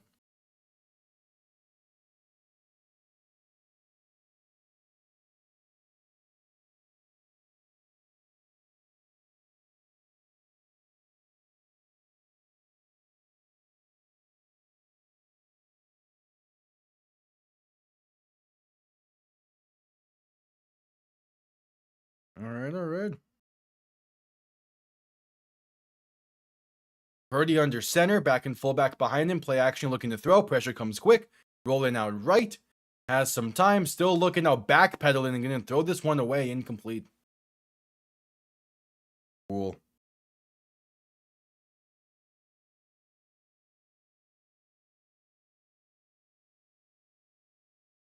Second and 10. And Jake Tonjes is hobbled after that. And then they're going to be down to the 3rd and 4th string tight ends.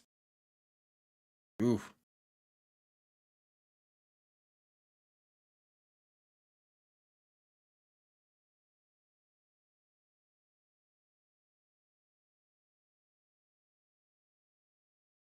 All right. Purdy in shotgun, back to his left. 3 receiving options to the right. Gonna hand this off up the middle. And that's gonna be down to about the Seattle 45.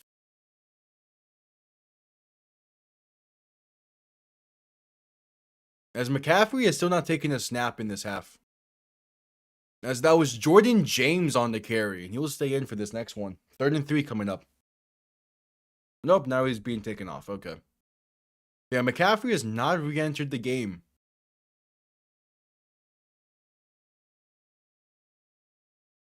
Next. Damn, that's crazy. Gonna hand this off up the middle, and that's gonna be a gain of a yard or so. Can you get to Seattle in time to suit up? I guess that's the question. Honestly, they might need another running back as well. Can you play both?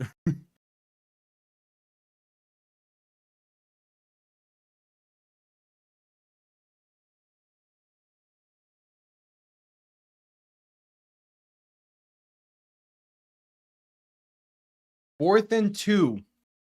And they're going to keep the offense on the field. Yeah, they need to start going more aggressive. Purdy in shotgun, back to his left. 3 receivers to the right. Man in short motion on that right side. Is Purdy going to look to throw? Pressure coming, trying to escape and sacked. Back at their own 40. It's Leonard Williams. Oh man, this game. Seattle's already in field goal range with that.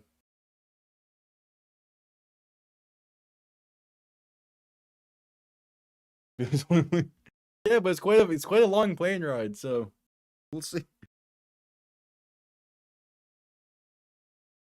As we head to a commercial break.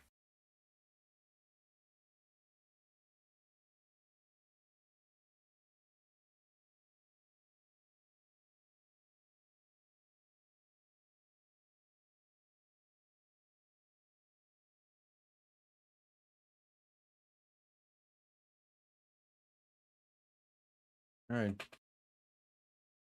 Yeah, it's It's a beat-in. For how close these two teams played each other in the regular season, see, Seattle has taken no chances and just brought out the belt right away.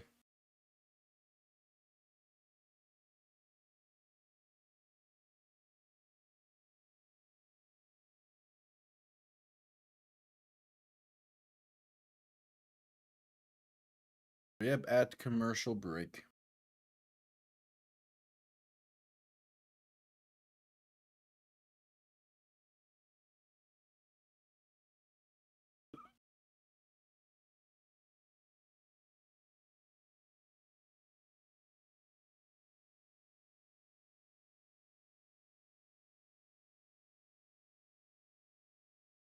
So at commercial break.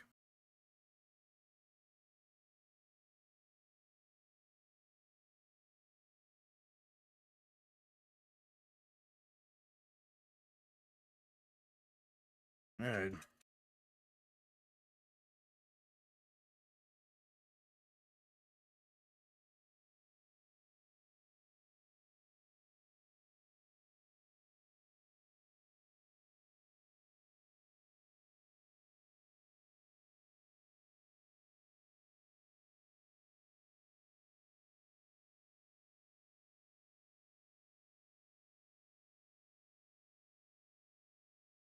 Should be coming out of commercial break here soon.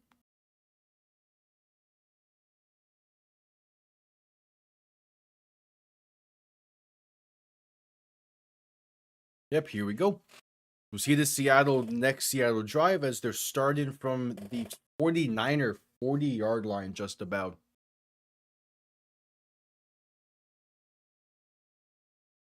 Yeah, Leonard Williams just got just beelined it to the quarterback. All right, Darnold in shotgun, going to hand this off left side for Kenneth Walker. Base past the 40 and down to about the 35. And the clock will start to run. How much time are they going to be able to kill? Darnold has only thrown 12 passes this game so far. Damn. Well, we got the pool report from the Broncos-Bills game. Hold on.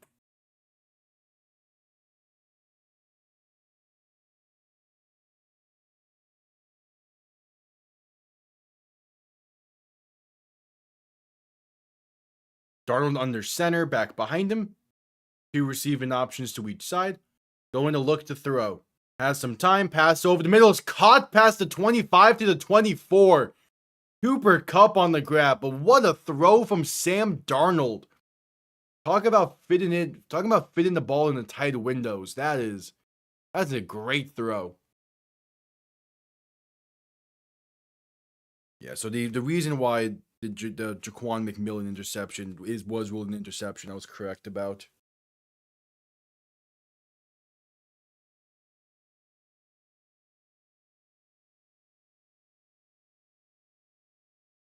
Darnold under center, going to hand this off to Kenneth Walker right side. Has some good blocking. Inside the 20 and down to the 16.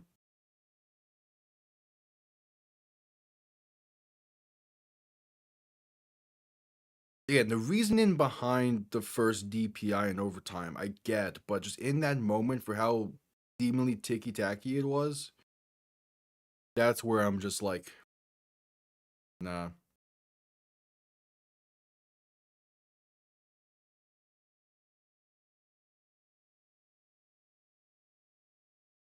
All right, Darnold under center, back and fullback behind him on 2nd and 2. Ball on the 49ers 16-yard line. Handoff up the middle, and that's going to be enough for the first. Kenneth Walker on the carry once again, under 10 minutes to play in the third quarter.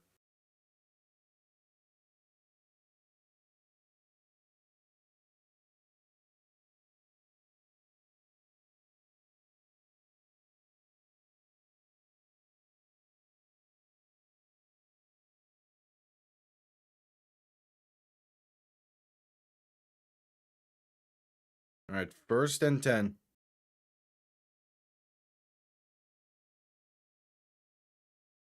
Darnold under center, back behind him, two receiving options to each side. Going to be looking to throw once again. Pressure coming and sacked. Back at the 23. All right. 49ers defense trying to put up a fight in this. An attempt is being made at a fight.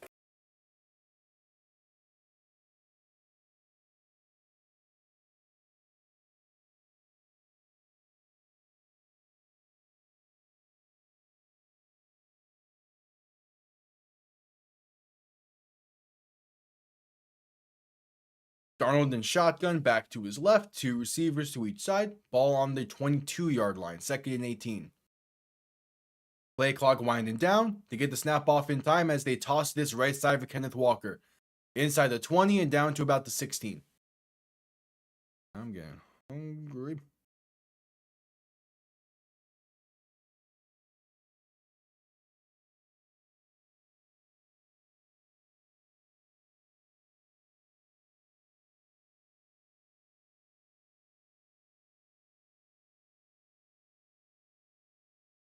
Third and 13 coming up.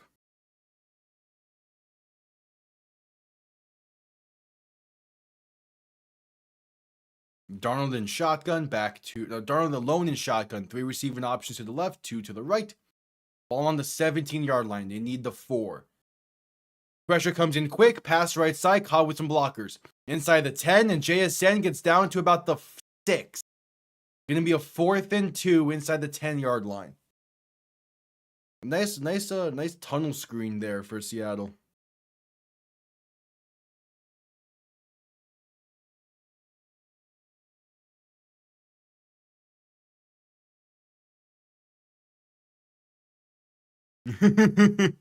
Out comes the field goal unit.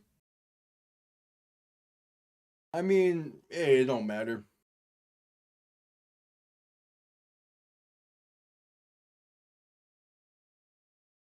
"24-yard kick from the right hash. It is up, and it's right down the middle.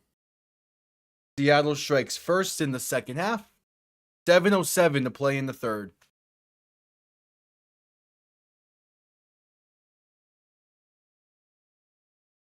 And we head to a commercial break.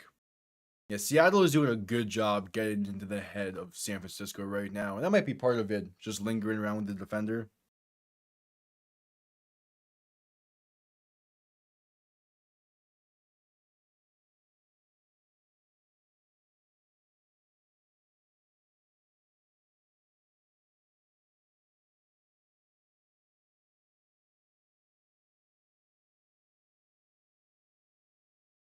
Yeah, don't do anything silly, but still don't do anything silly, but still get in their heads at any way you can.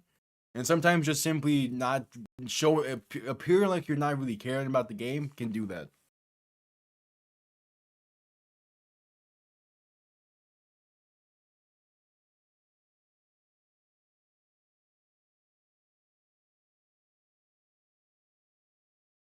At commercial break.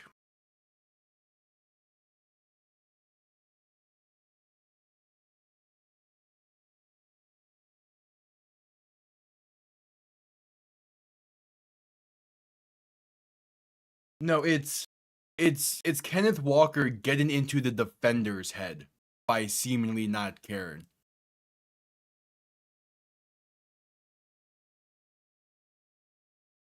Because like if the defender was getting into his head, he would be up there like blocking the shit, like blocking, pushing, and shoving after the play and all that.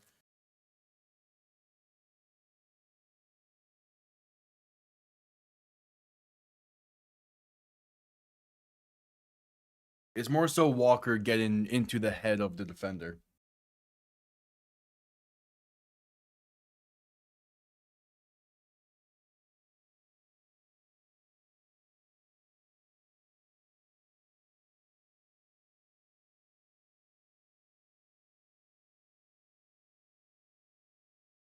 Yep, at commercial break.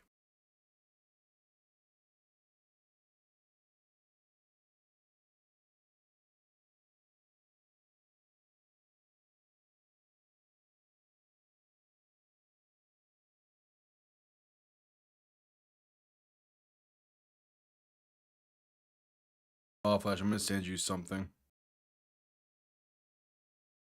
It has 3 images a part of it.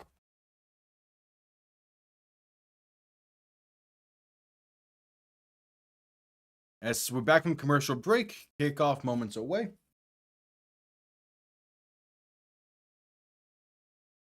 Kick comes off clean, going to be returned beginning from the 9. Face off past the 20, 25, and down to about the 30, 31.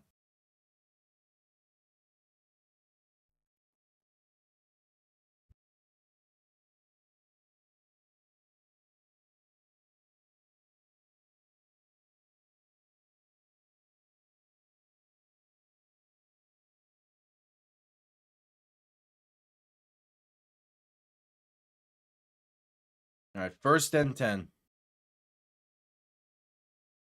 Seattle's allowed 10 yards before contact tonight for running backs. That's crazy. Purdy play action, looking to throw. Stepping up, still looking, going to dump this off left side for Kyle Juszczyk. And that's going to be a gain of about 10.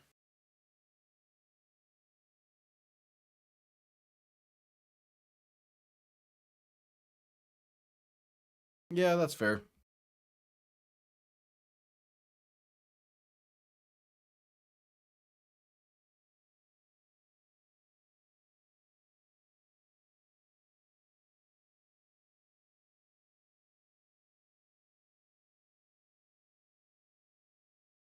All right, 1st and 10 from the 42. Purdy in shotgun, back to his left. 2 receiving options to each side. Play action, looking to throw. Purdy stepping left, buying time. Gonna pass this over the middle and is intercepted. And returned back to the 45 is Ernest Jones. What was that? What was that? Well, 1, what was that throw? 2, what was that attempt by the receiver to catch the ball?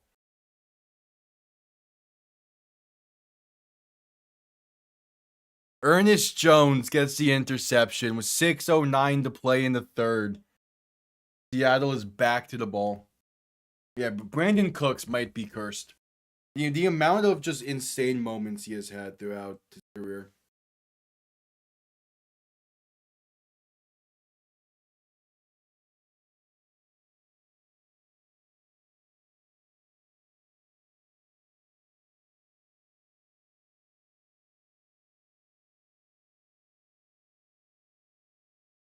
At commercial break.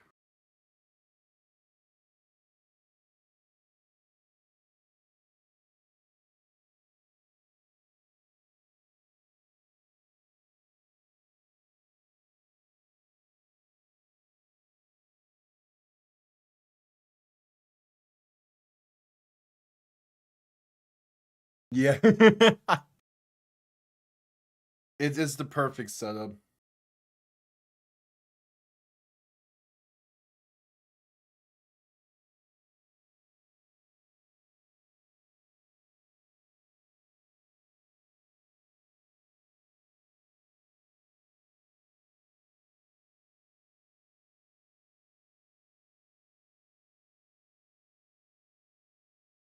So that commercial break.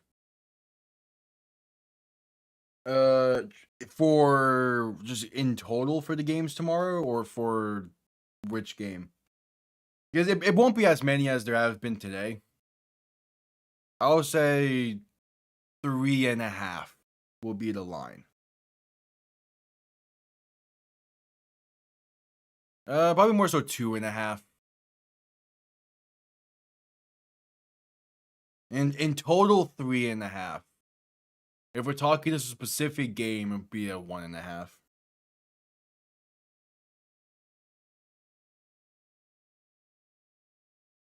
Because I could see, like, you have to anticipate the Houston defense getting at least 1, because that's such how their defense has been this year. And then who knows with Rams Bears. That one's a wild card for how that game could go. All right, just coming back from commercial break.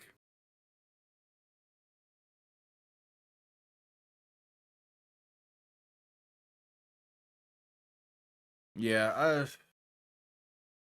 I don't know. Because the offenses they're going against the are so good offenses. I'll say under 3.5. Darnold play action, looking to throw.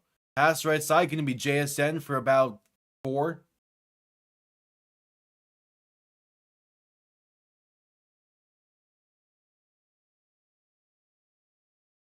Yeah, it's showing a replay of the interception again. And it's a correct read. He just got there so late on it.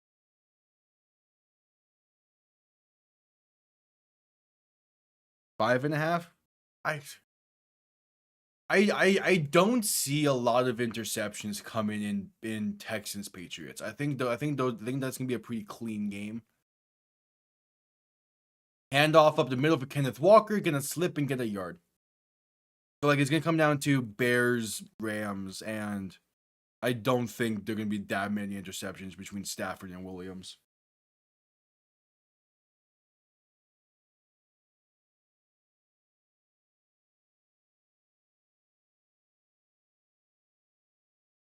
All right, 3rd and 5 for Seattle.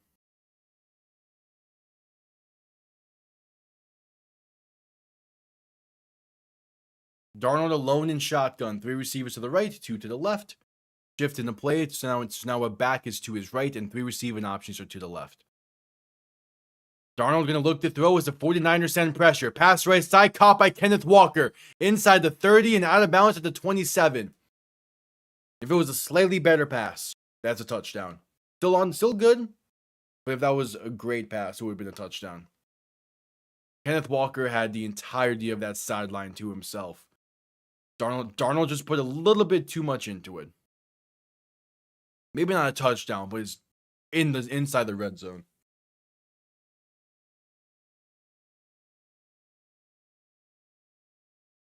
And I expect both games tomorrow to be like relatively lower scoring games, maybe. Darnold in shotgun, back to his right, 3 receivers to the left. Going to hand this off left side, and that's going to be a loss of about 3 or 4.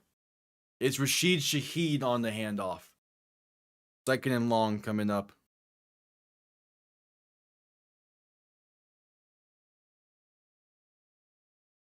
It's a 2nd and 13.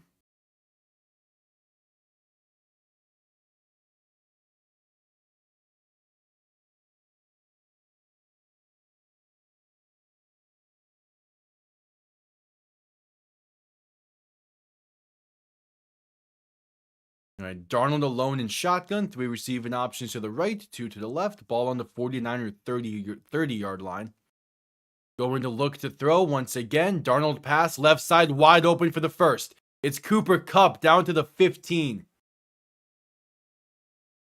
3 minutes to play in the third, and the Seahawks are into the red zone. Yeah, this game's getting a bit out of hand.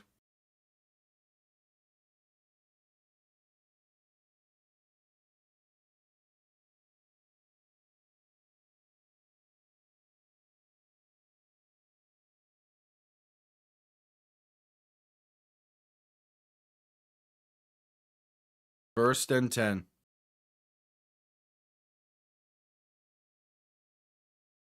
Darnold under center, back behind him, 2 receiving options to each side. Play clock winding down, man in motion right to left. They barely get the snap off in time, but not before the timeout.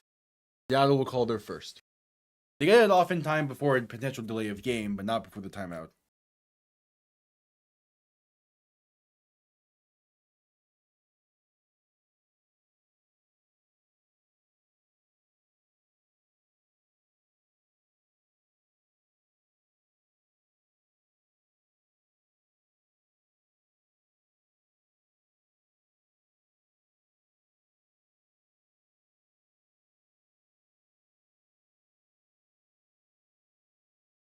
All right.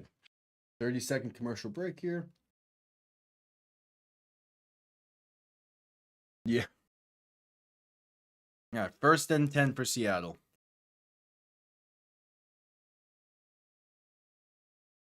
As there's Purdy and McCaffrey on the sideline.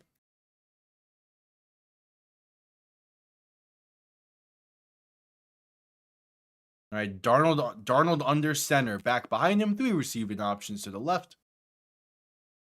2:28 to play in the third. Handoff left side. Good blocking, Kenneth Walker. He is in. Touchdown, Seattle. They keep adding on to this lead. And this game is all but over at this point as they lead by 27.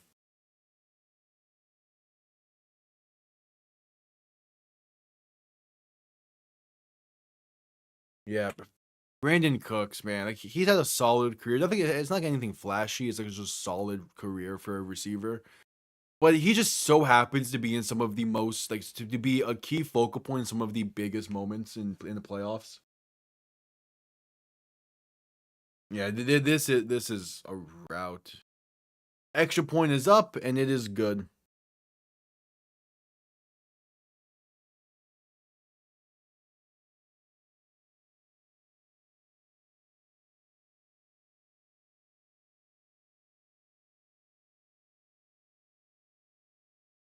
Man, oh man.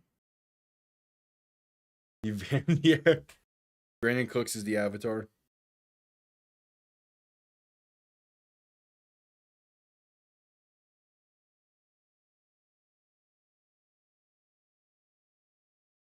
All right, add commercial break.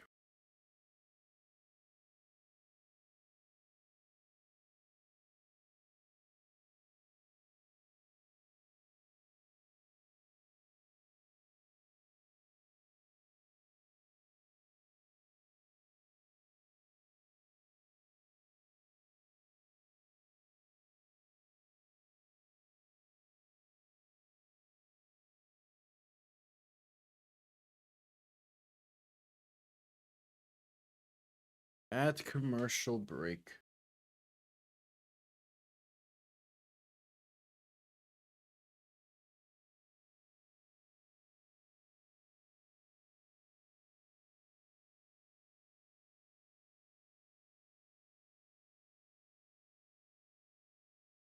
His original element. He needs to go back to New England to complete the full circle shit.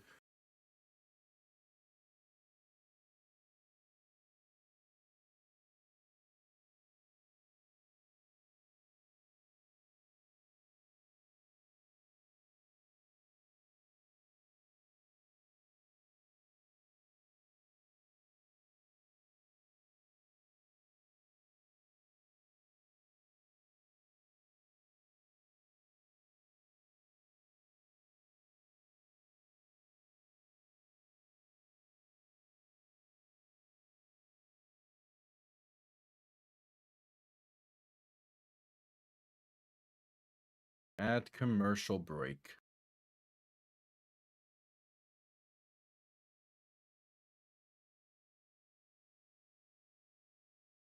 That's weird. That F1 commercial? Think so. Yeah, whatever. Yeah.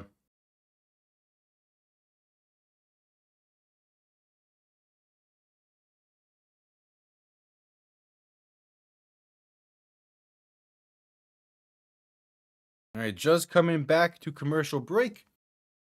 Going to be returned beginning from the 5. Up past the 20, 25, past the 30, and brought down to the 31. Nearly a breakaway return there for Sky Moore.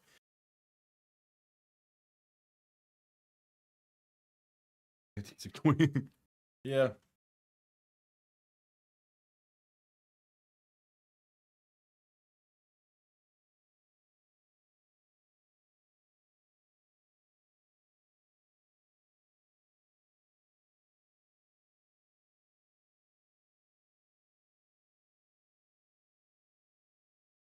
All right, Purdy and shotgun back to his left. 3 receiving options to the right.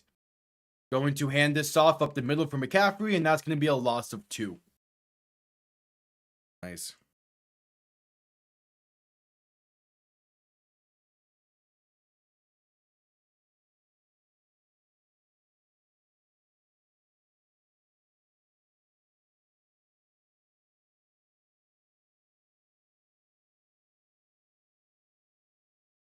Second and 12.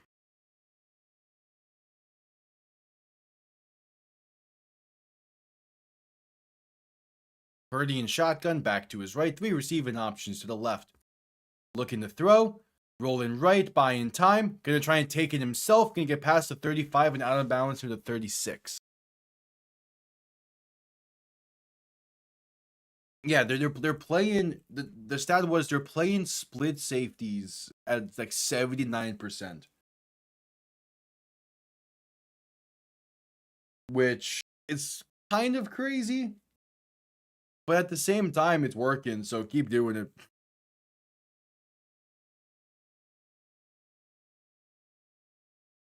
You are watching Seattle Seahawks football for this season, and it's beautiful. Purdy in shotgun, back to his right. Three receiving options to the left. Gonna look to throw. Pressure coming. Pass left side. Gonna be incomplete. Jawan Jennings drops it. And the 49ers go 3 and out with 52 seconds left in the third and down by 28. They might decide to go for it here. Weak Woolen might have forced that loose, I can't.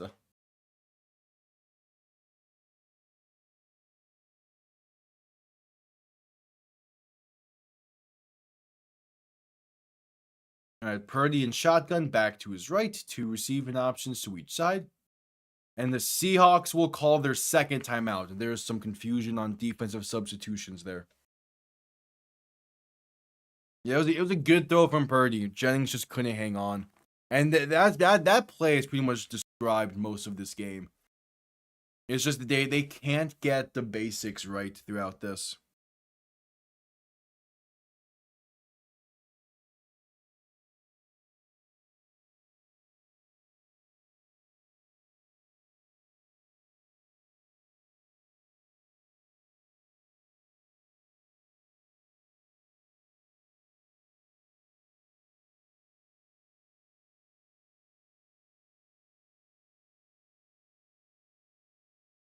All right, 4th and 3.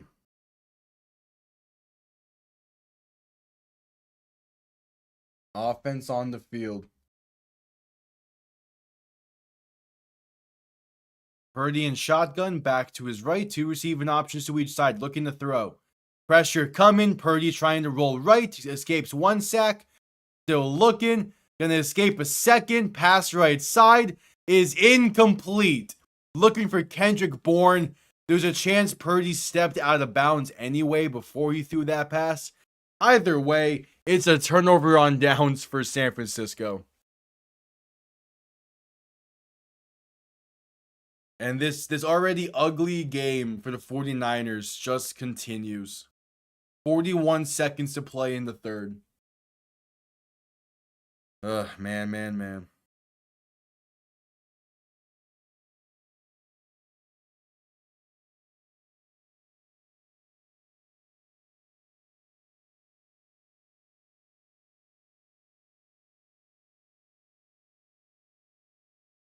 At commercial break.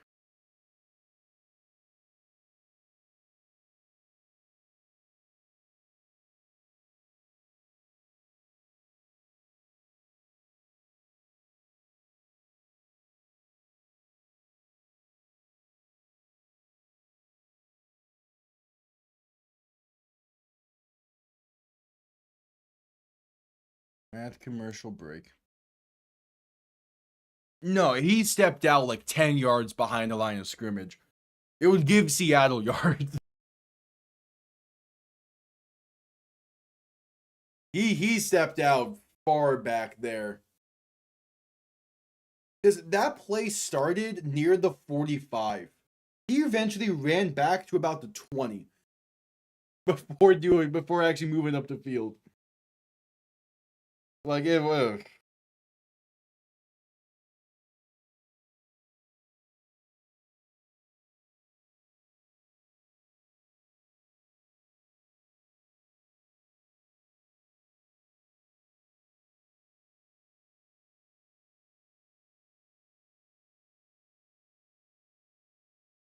All right, at commercial break. Yeah, no, I mean, maybe he did. I don't think he did. It looked like he was far back.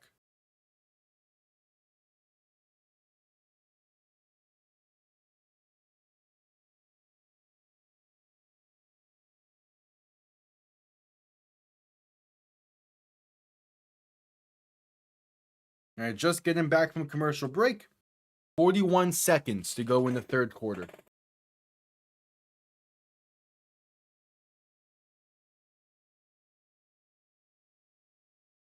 Yeah, they're just going to say incomplete.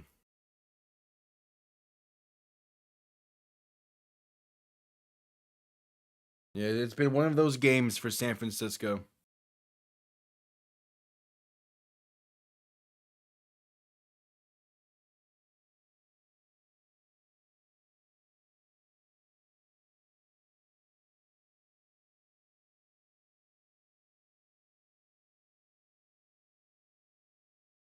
Brock Purdy has had the average time to throw about just over 4.5 seconds, all because he's been running like a madman. Yeah, it's incomplete. So ball on the San Francisco 37. Handoff left side. Going to be up past the 30 and past the down to about the 25 for Kenneth Walker. And that was the final play of the third quarter. Yeah. 15 minutes before this misery ends for the 49ers. And we can look towards tomorrow's slate of games. That's the end of the third. 15 minutes remain. And this game it's something. It's a 28-point lead for the Seahawks.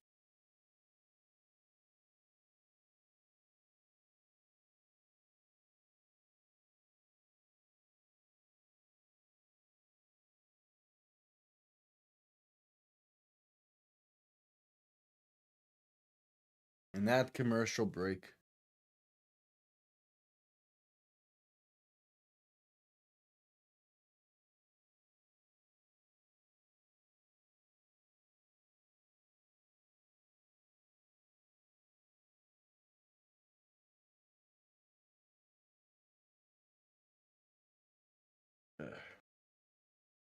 Yeah. So Purdy's average time to throw is the longest in the NFL since 2016. And again, it's purely like that because he's having to scramble a lot tonight. He's already at over 300 scramble yards.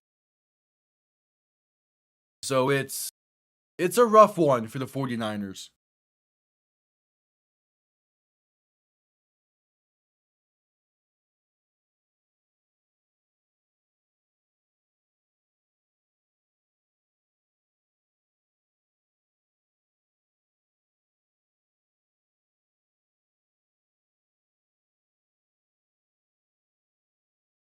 Yep, at commercial break.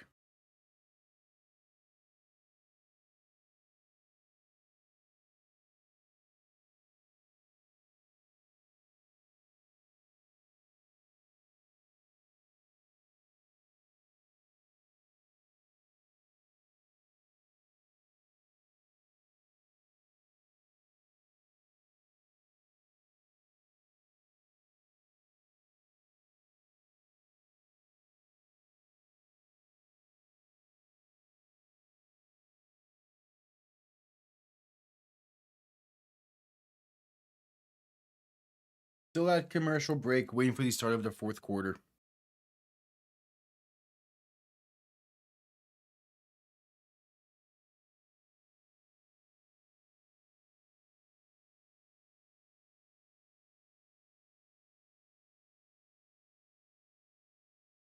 Yeah, that's fair. This game has not brought the energy the same way the last one did. The energy of this game was peaked after the opening 2-3 plays, and then it has like slowly drifted down all throughout the rest of this. Because it just has not been a close game at all. Darnold under center, back behind him, two receiving options to each side. Ball on the 49er 24-yard line. Handoff up the middle. That gets past the 20 and down past the 15. Pushing forward past the 10 and finally brought down near the 9. All right, I'll see you tomorrow.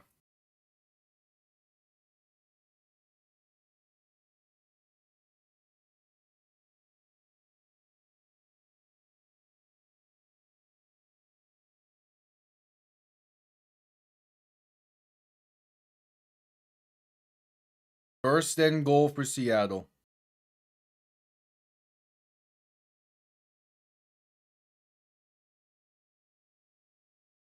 Darnold under center, back behind him. Two receiving options to each side. Man in motion, left to right. Gonna hand this off right side. And that's Kenneth Walker going to lose about 3 or 4.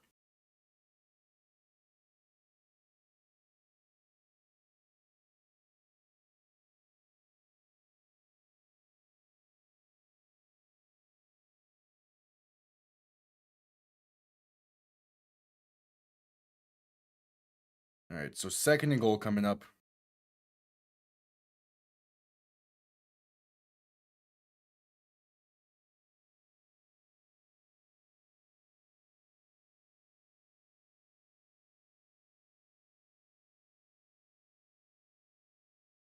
Darnold in shotgun, back behind him. Two receiving options to each side. Gonna hand this off up the middle for Kenneth Walker. Gets inside the 10 and down to about the 6. Third and goal coming up. As we're still letting this clock run.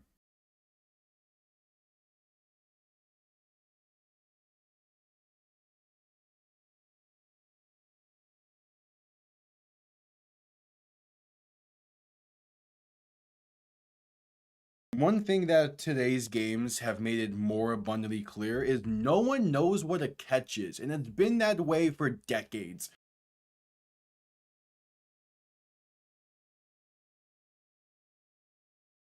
Like it is a constant in the NFL that the catch rules is weird and there's no fix in it.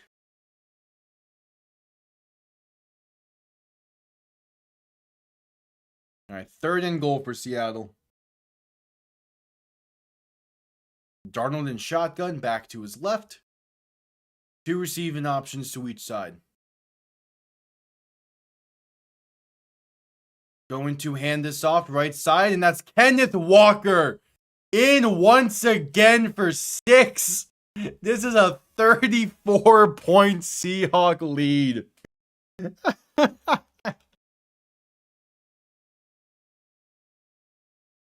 Cool.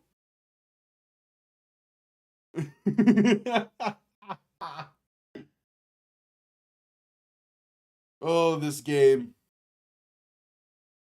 Is that his third of the night? How many is that for Kenneth Walker now? Yeah, that's his third touchdown of the night.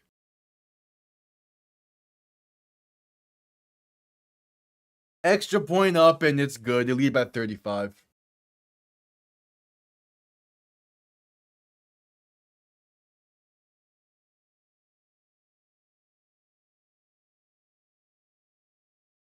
Man.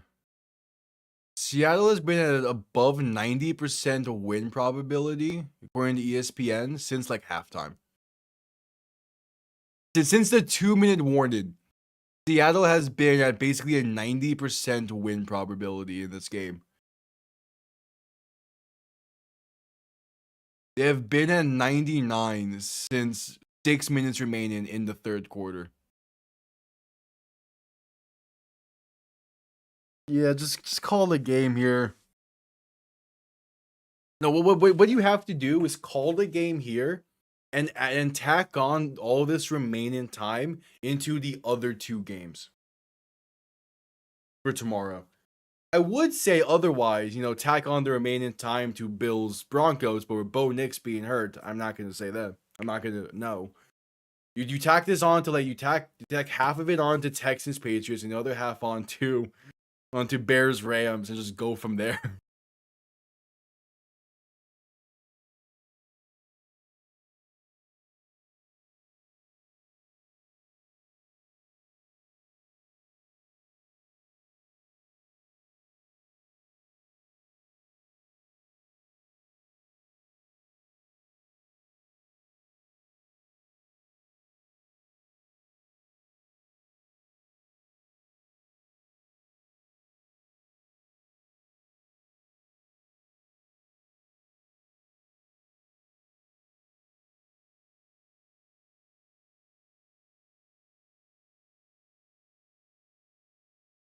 But yep, add commercial break.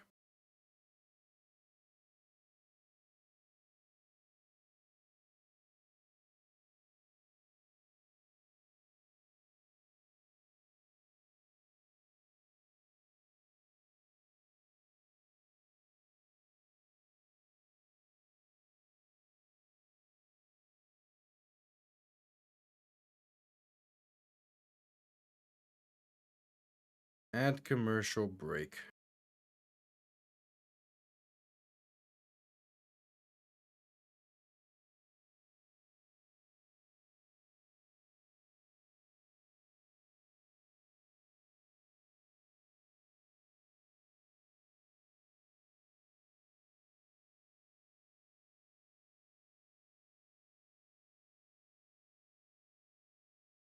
All right. 12:43 to play in the game. Kickoff underway. Going to be down in the end zone for a touchback. We'll begin from the 35. So what's the strategy now for San Francisco? Like, obviously you still want to like try and make this look a little bit better on the box score afterwards. But like, you also want to you always want to like do the gentleman thing and just kill time. Like, you just run the ball a ton. Obviously, that's what the Seahawks are gonna do. Like, the Seahawks, like pretty much all the Seahawks starters, their days are done at this point. Like, what the 49ers gonna do? Purdy under center. There's a handoff to McCaffrey up the middle, and there's space for a gain of 8. Yeah, okay, cool.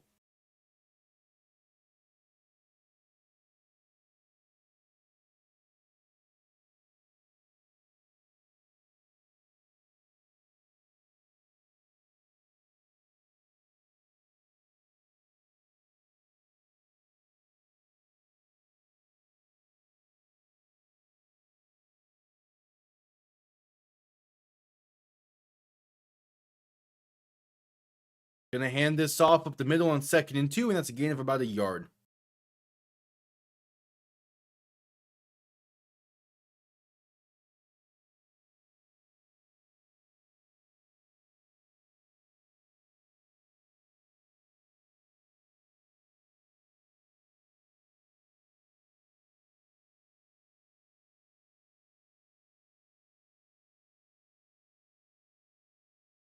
Third and 1 coming up. We'll find out next drive for Seattle if he's in. I imagine he will be. QB sneak up the middle, gonna get the first gain of 3. Yeah, the plan is to just run the clock. The question is, like, at certain points of this drive, how aggressive do the 49ers want to get? Yeah, Purdy is still in. McCaffrey has been taken out now, but Purdy is still in. Purdy under center, 2 receiving options to each side. Purdy looking to throw, rolling left. Buying time, going to take it himself and dive forward past midfield to the Seahawk 49. All right. I'm like, they're definitely seemingly still sticking to whatever game plan they had. They're not like exclusively like killing all the time and that they can and all that. Like, they went hurry up there a little bit, upper tempo. But it's all just like, how much longer do you really want to be here?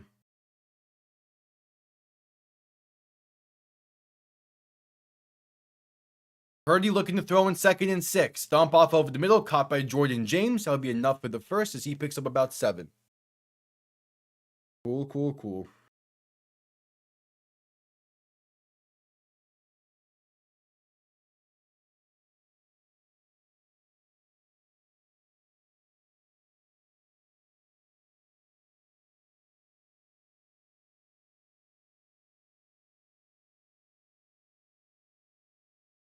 'Purdy in shotgun, back to his left. 2 receiving options to each side.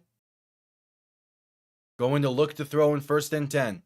Pressure coming, rolling left, still looking. Gonna try and take this himself, and that's a gain of 2. Nice.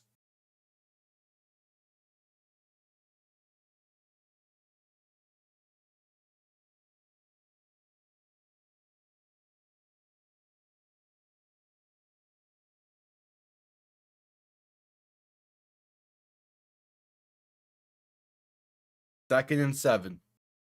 Purdy in shotgun, back to his left. 2 receiving options to each side. Looking to throw. Pressure coming, trying to roll left. The ball's loose, and the Seahawks have it. It's Nick Emanworry on the fumble recovery. And it's another turnover for San Francisco.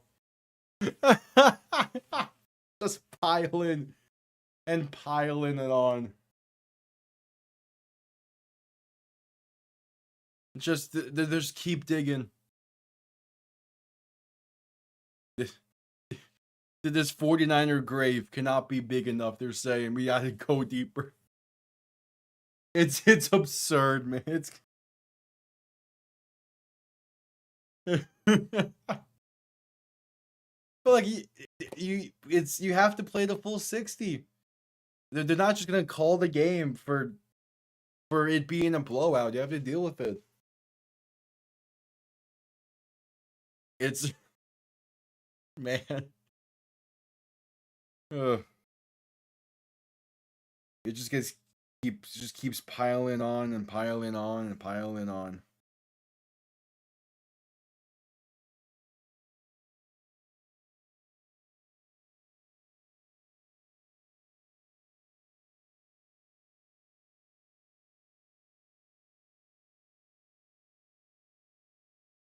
Ugh.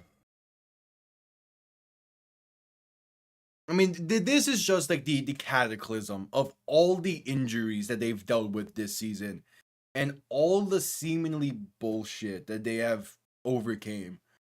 That like eventually it was gonna come back to bite them. Here it is.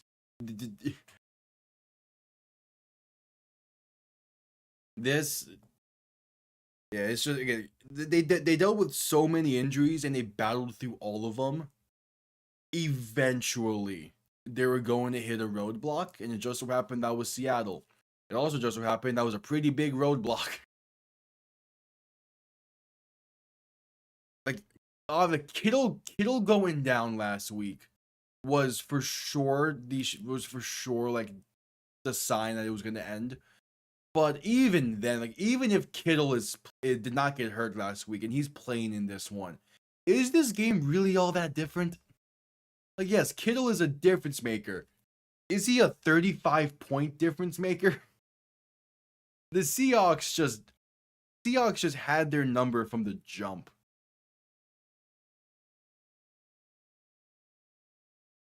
As we're just getting back from commercial break.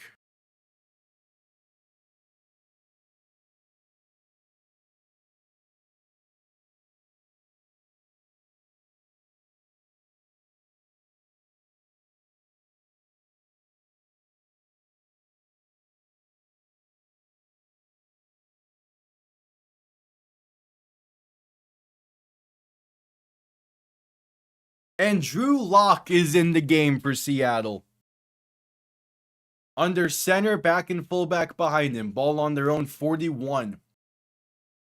Going to hand this off right side, and that's a loss of about a yard. As that is Velus Jones Jr. on the carry.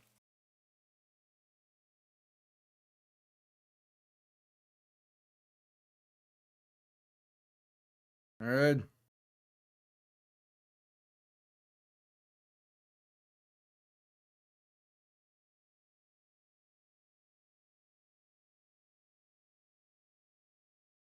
So 2nd and 10 coming up. They're giving him back the line of scrimmage.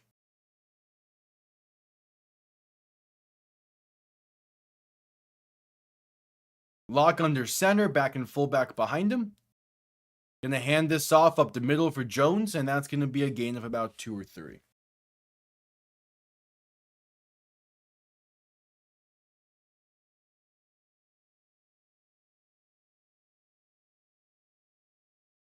Third and 7 coming up.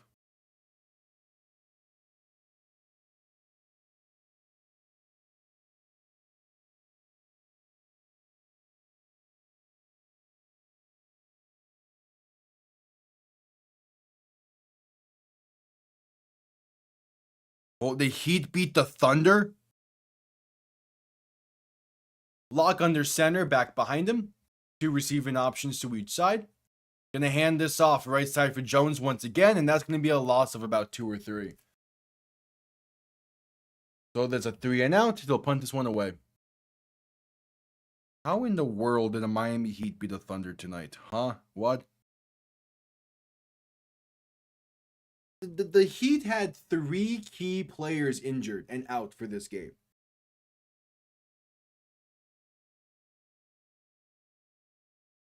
Bam Adebayo woke up. That's how. He had 30.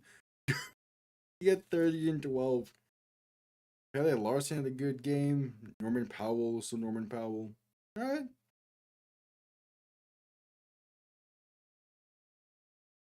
Punt comes off clean. Going to be return beginning from the 9, gets up to about the 13.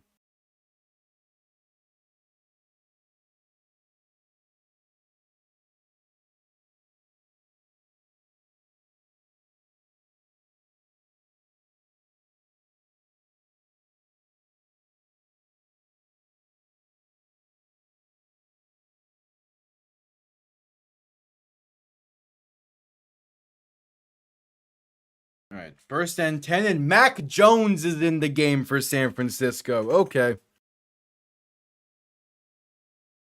Jones under center, back behind him. The give right side for Jordan James gets up past the 20 to about the 24.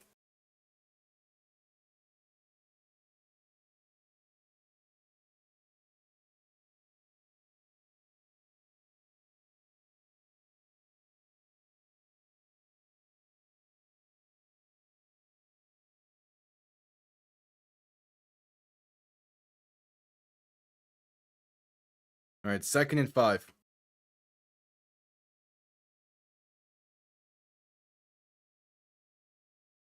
Jones pass over the middle is incomplete. Looking for Kendrick Bourne. Yeah, he's returning of the Mac, but he's returning well. He's returning way too late.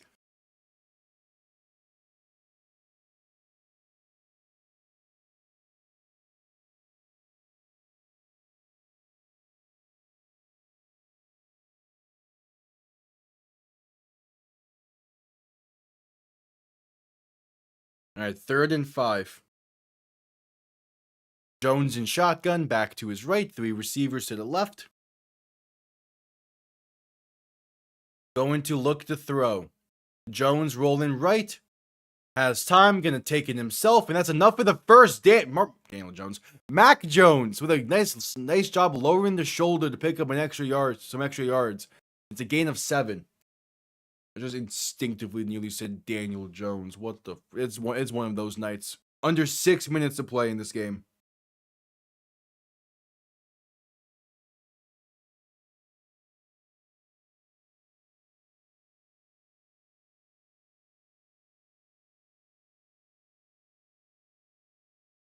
Jones in shotgun, back to his left. 2 receivers to each side. Going to look to throw. Jones with time, pass over the middle, caught by Brian Robinson for about 3. 5.5 to go in the game.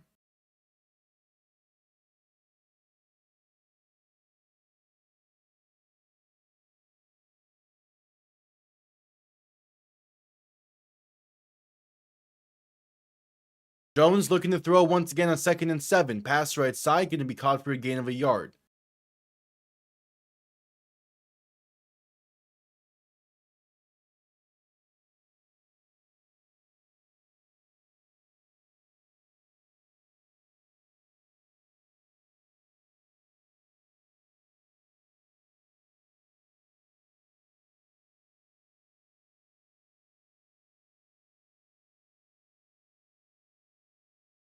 All right, 3rd and 6. Jones in shotgun, back to his left. 2 receivers to each side. Going to look to throw. With some time, pass left side, going to be off the mark and incomplete. Looking for Jawan Jennings. 4.5 to play in this one.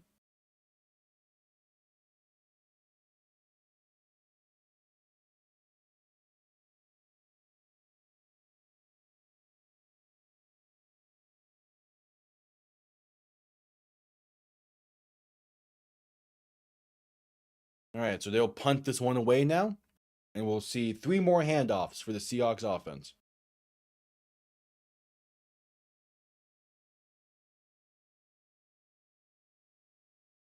Four and a half to go in the game.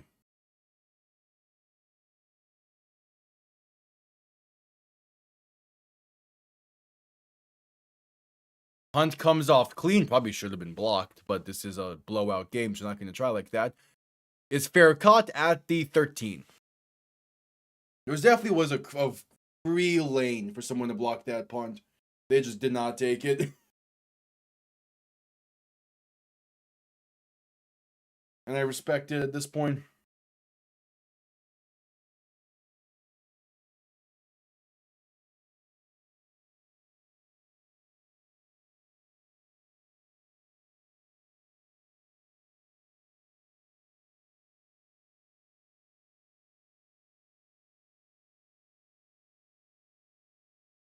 All right.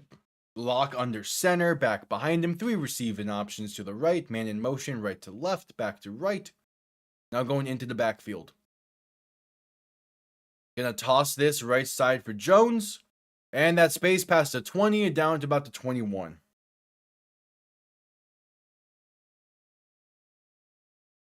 Brock Purdy ran for 413 yards tonight on purely on scrambles in the backfield. That's the issue with the offense in this one.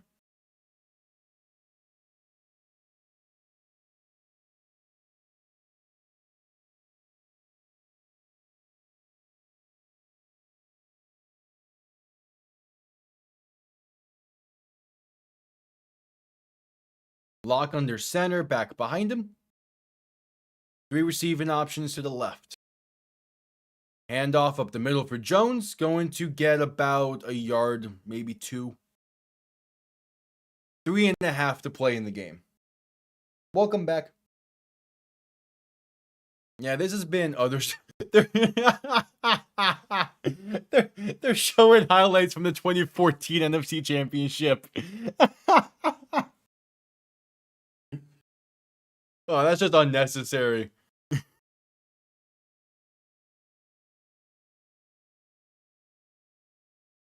Yeah, that's fair. They just showed the failed onside kick recovery for Green Bay that year. Lock handoff up the middle for Velus Jones, going to get stuffed at the line for no gain. Yeah. I missed this during the last game because I don't have sound in this setup. Apparently, Tony Romo mistakenly called Josh Allen Patrick Mahomes during one of the plays. So, no matter what, you cannot escape him. All right, it's 4th and 1. They're going to punt this away, I assume. Yeah. Yeah, that's just Wait, Matt Hasselbeck? I mean, I don't understand why, but Matt Hasselbeck is actually in the Seahawks Ring of Honor. Hell yeah. All right, punt comes off clean. This will be the final play before the 2-minute warning, seemingly. Going to be returned beginning from the 24. Space backwards to about the 20. And brought down at about the 21. He lost about 3 on the return. Cool. 2-minute warning. Yeah, no, it's annoying on the Mahomes stock, especially when he's not in the playoffs. But that's what happens when you're as successful as he is. Everyone gets compared to you. That's also part of the reason why, like, for as much as like I'm not really I can't wait to get out of this setup and be done with college. I do like not having to listen to the games. At some moments it does help, like with officiating and the calls and all that, and like, the penalties. But then there's moments where I'm just like, yeah, not listening, not hearing that is great. And it's for like most of these announcers. Like there's a handful of announcing teams that are really good. Kevin Harlan's team is one of them. Same with JJ Watt. He did a great job this year. But like I don't care to listen to most of these guys talk while I'm also trying to call a game. All right, 1st and 10 for San Francisco. Jones under center, back behind him, 3 receiving options to the left. Going to hand this off right side for James Jordan, or Jordan James. Going to be about 6. And yeah, they will run this clock. What a game all around by Seattle.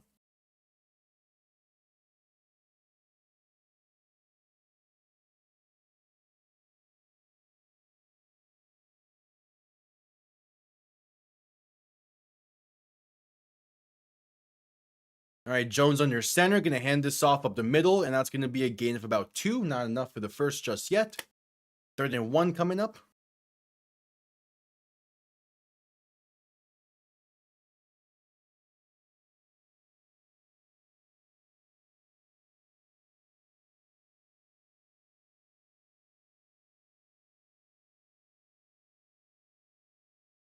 All right, one more play is needed in this one.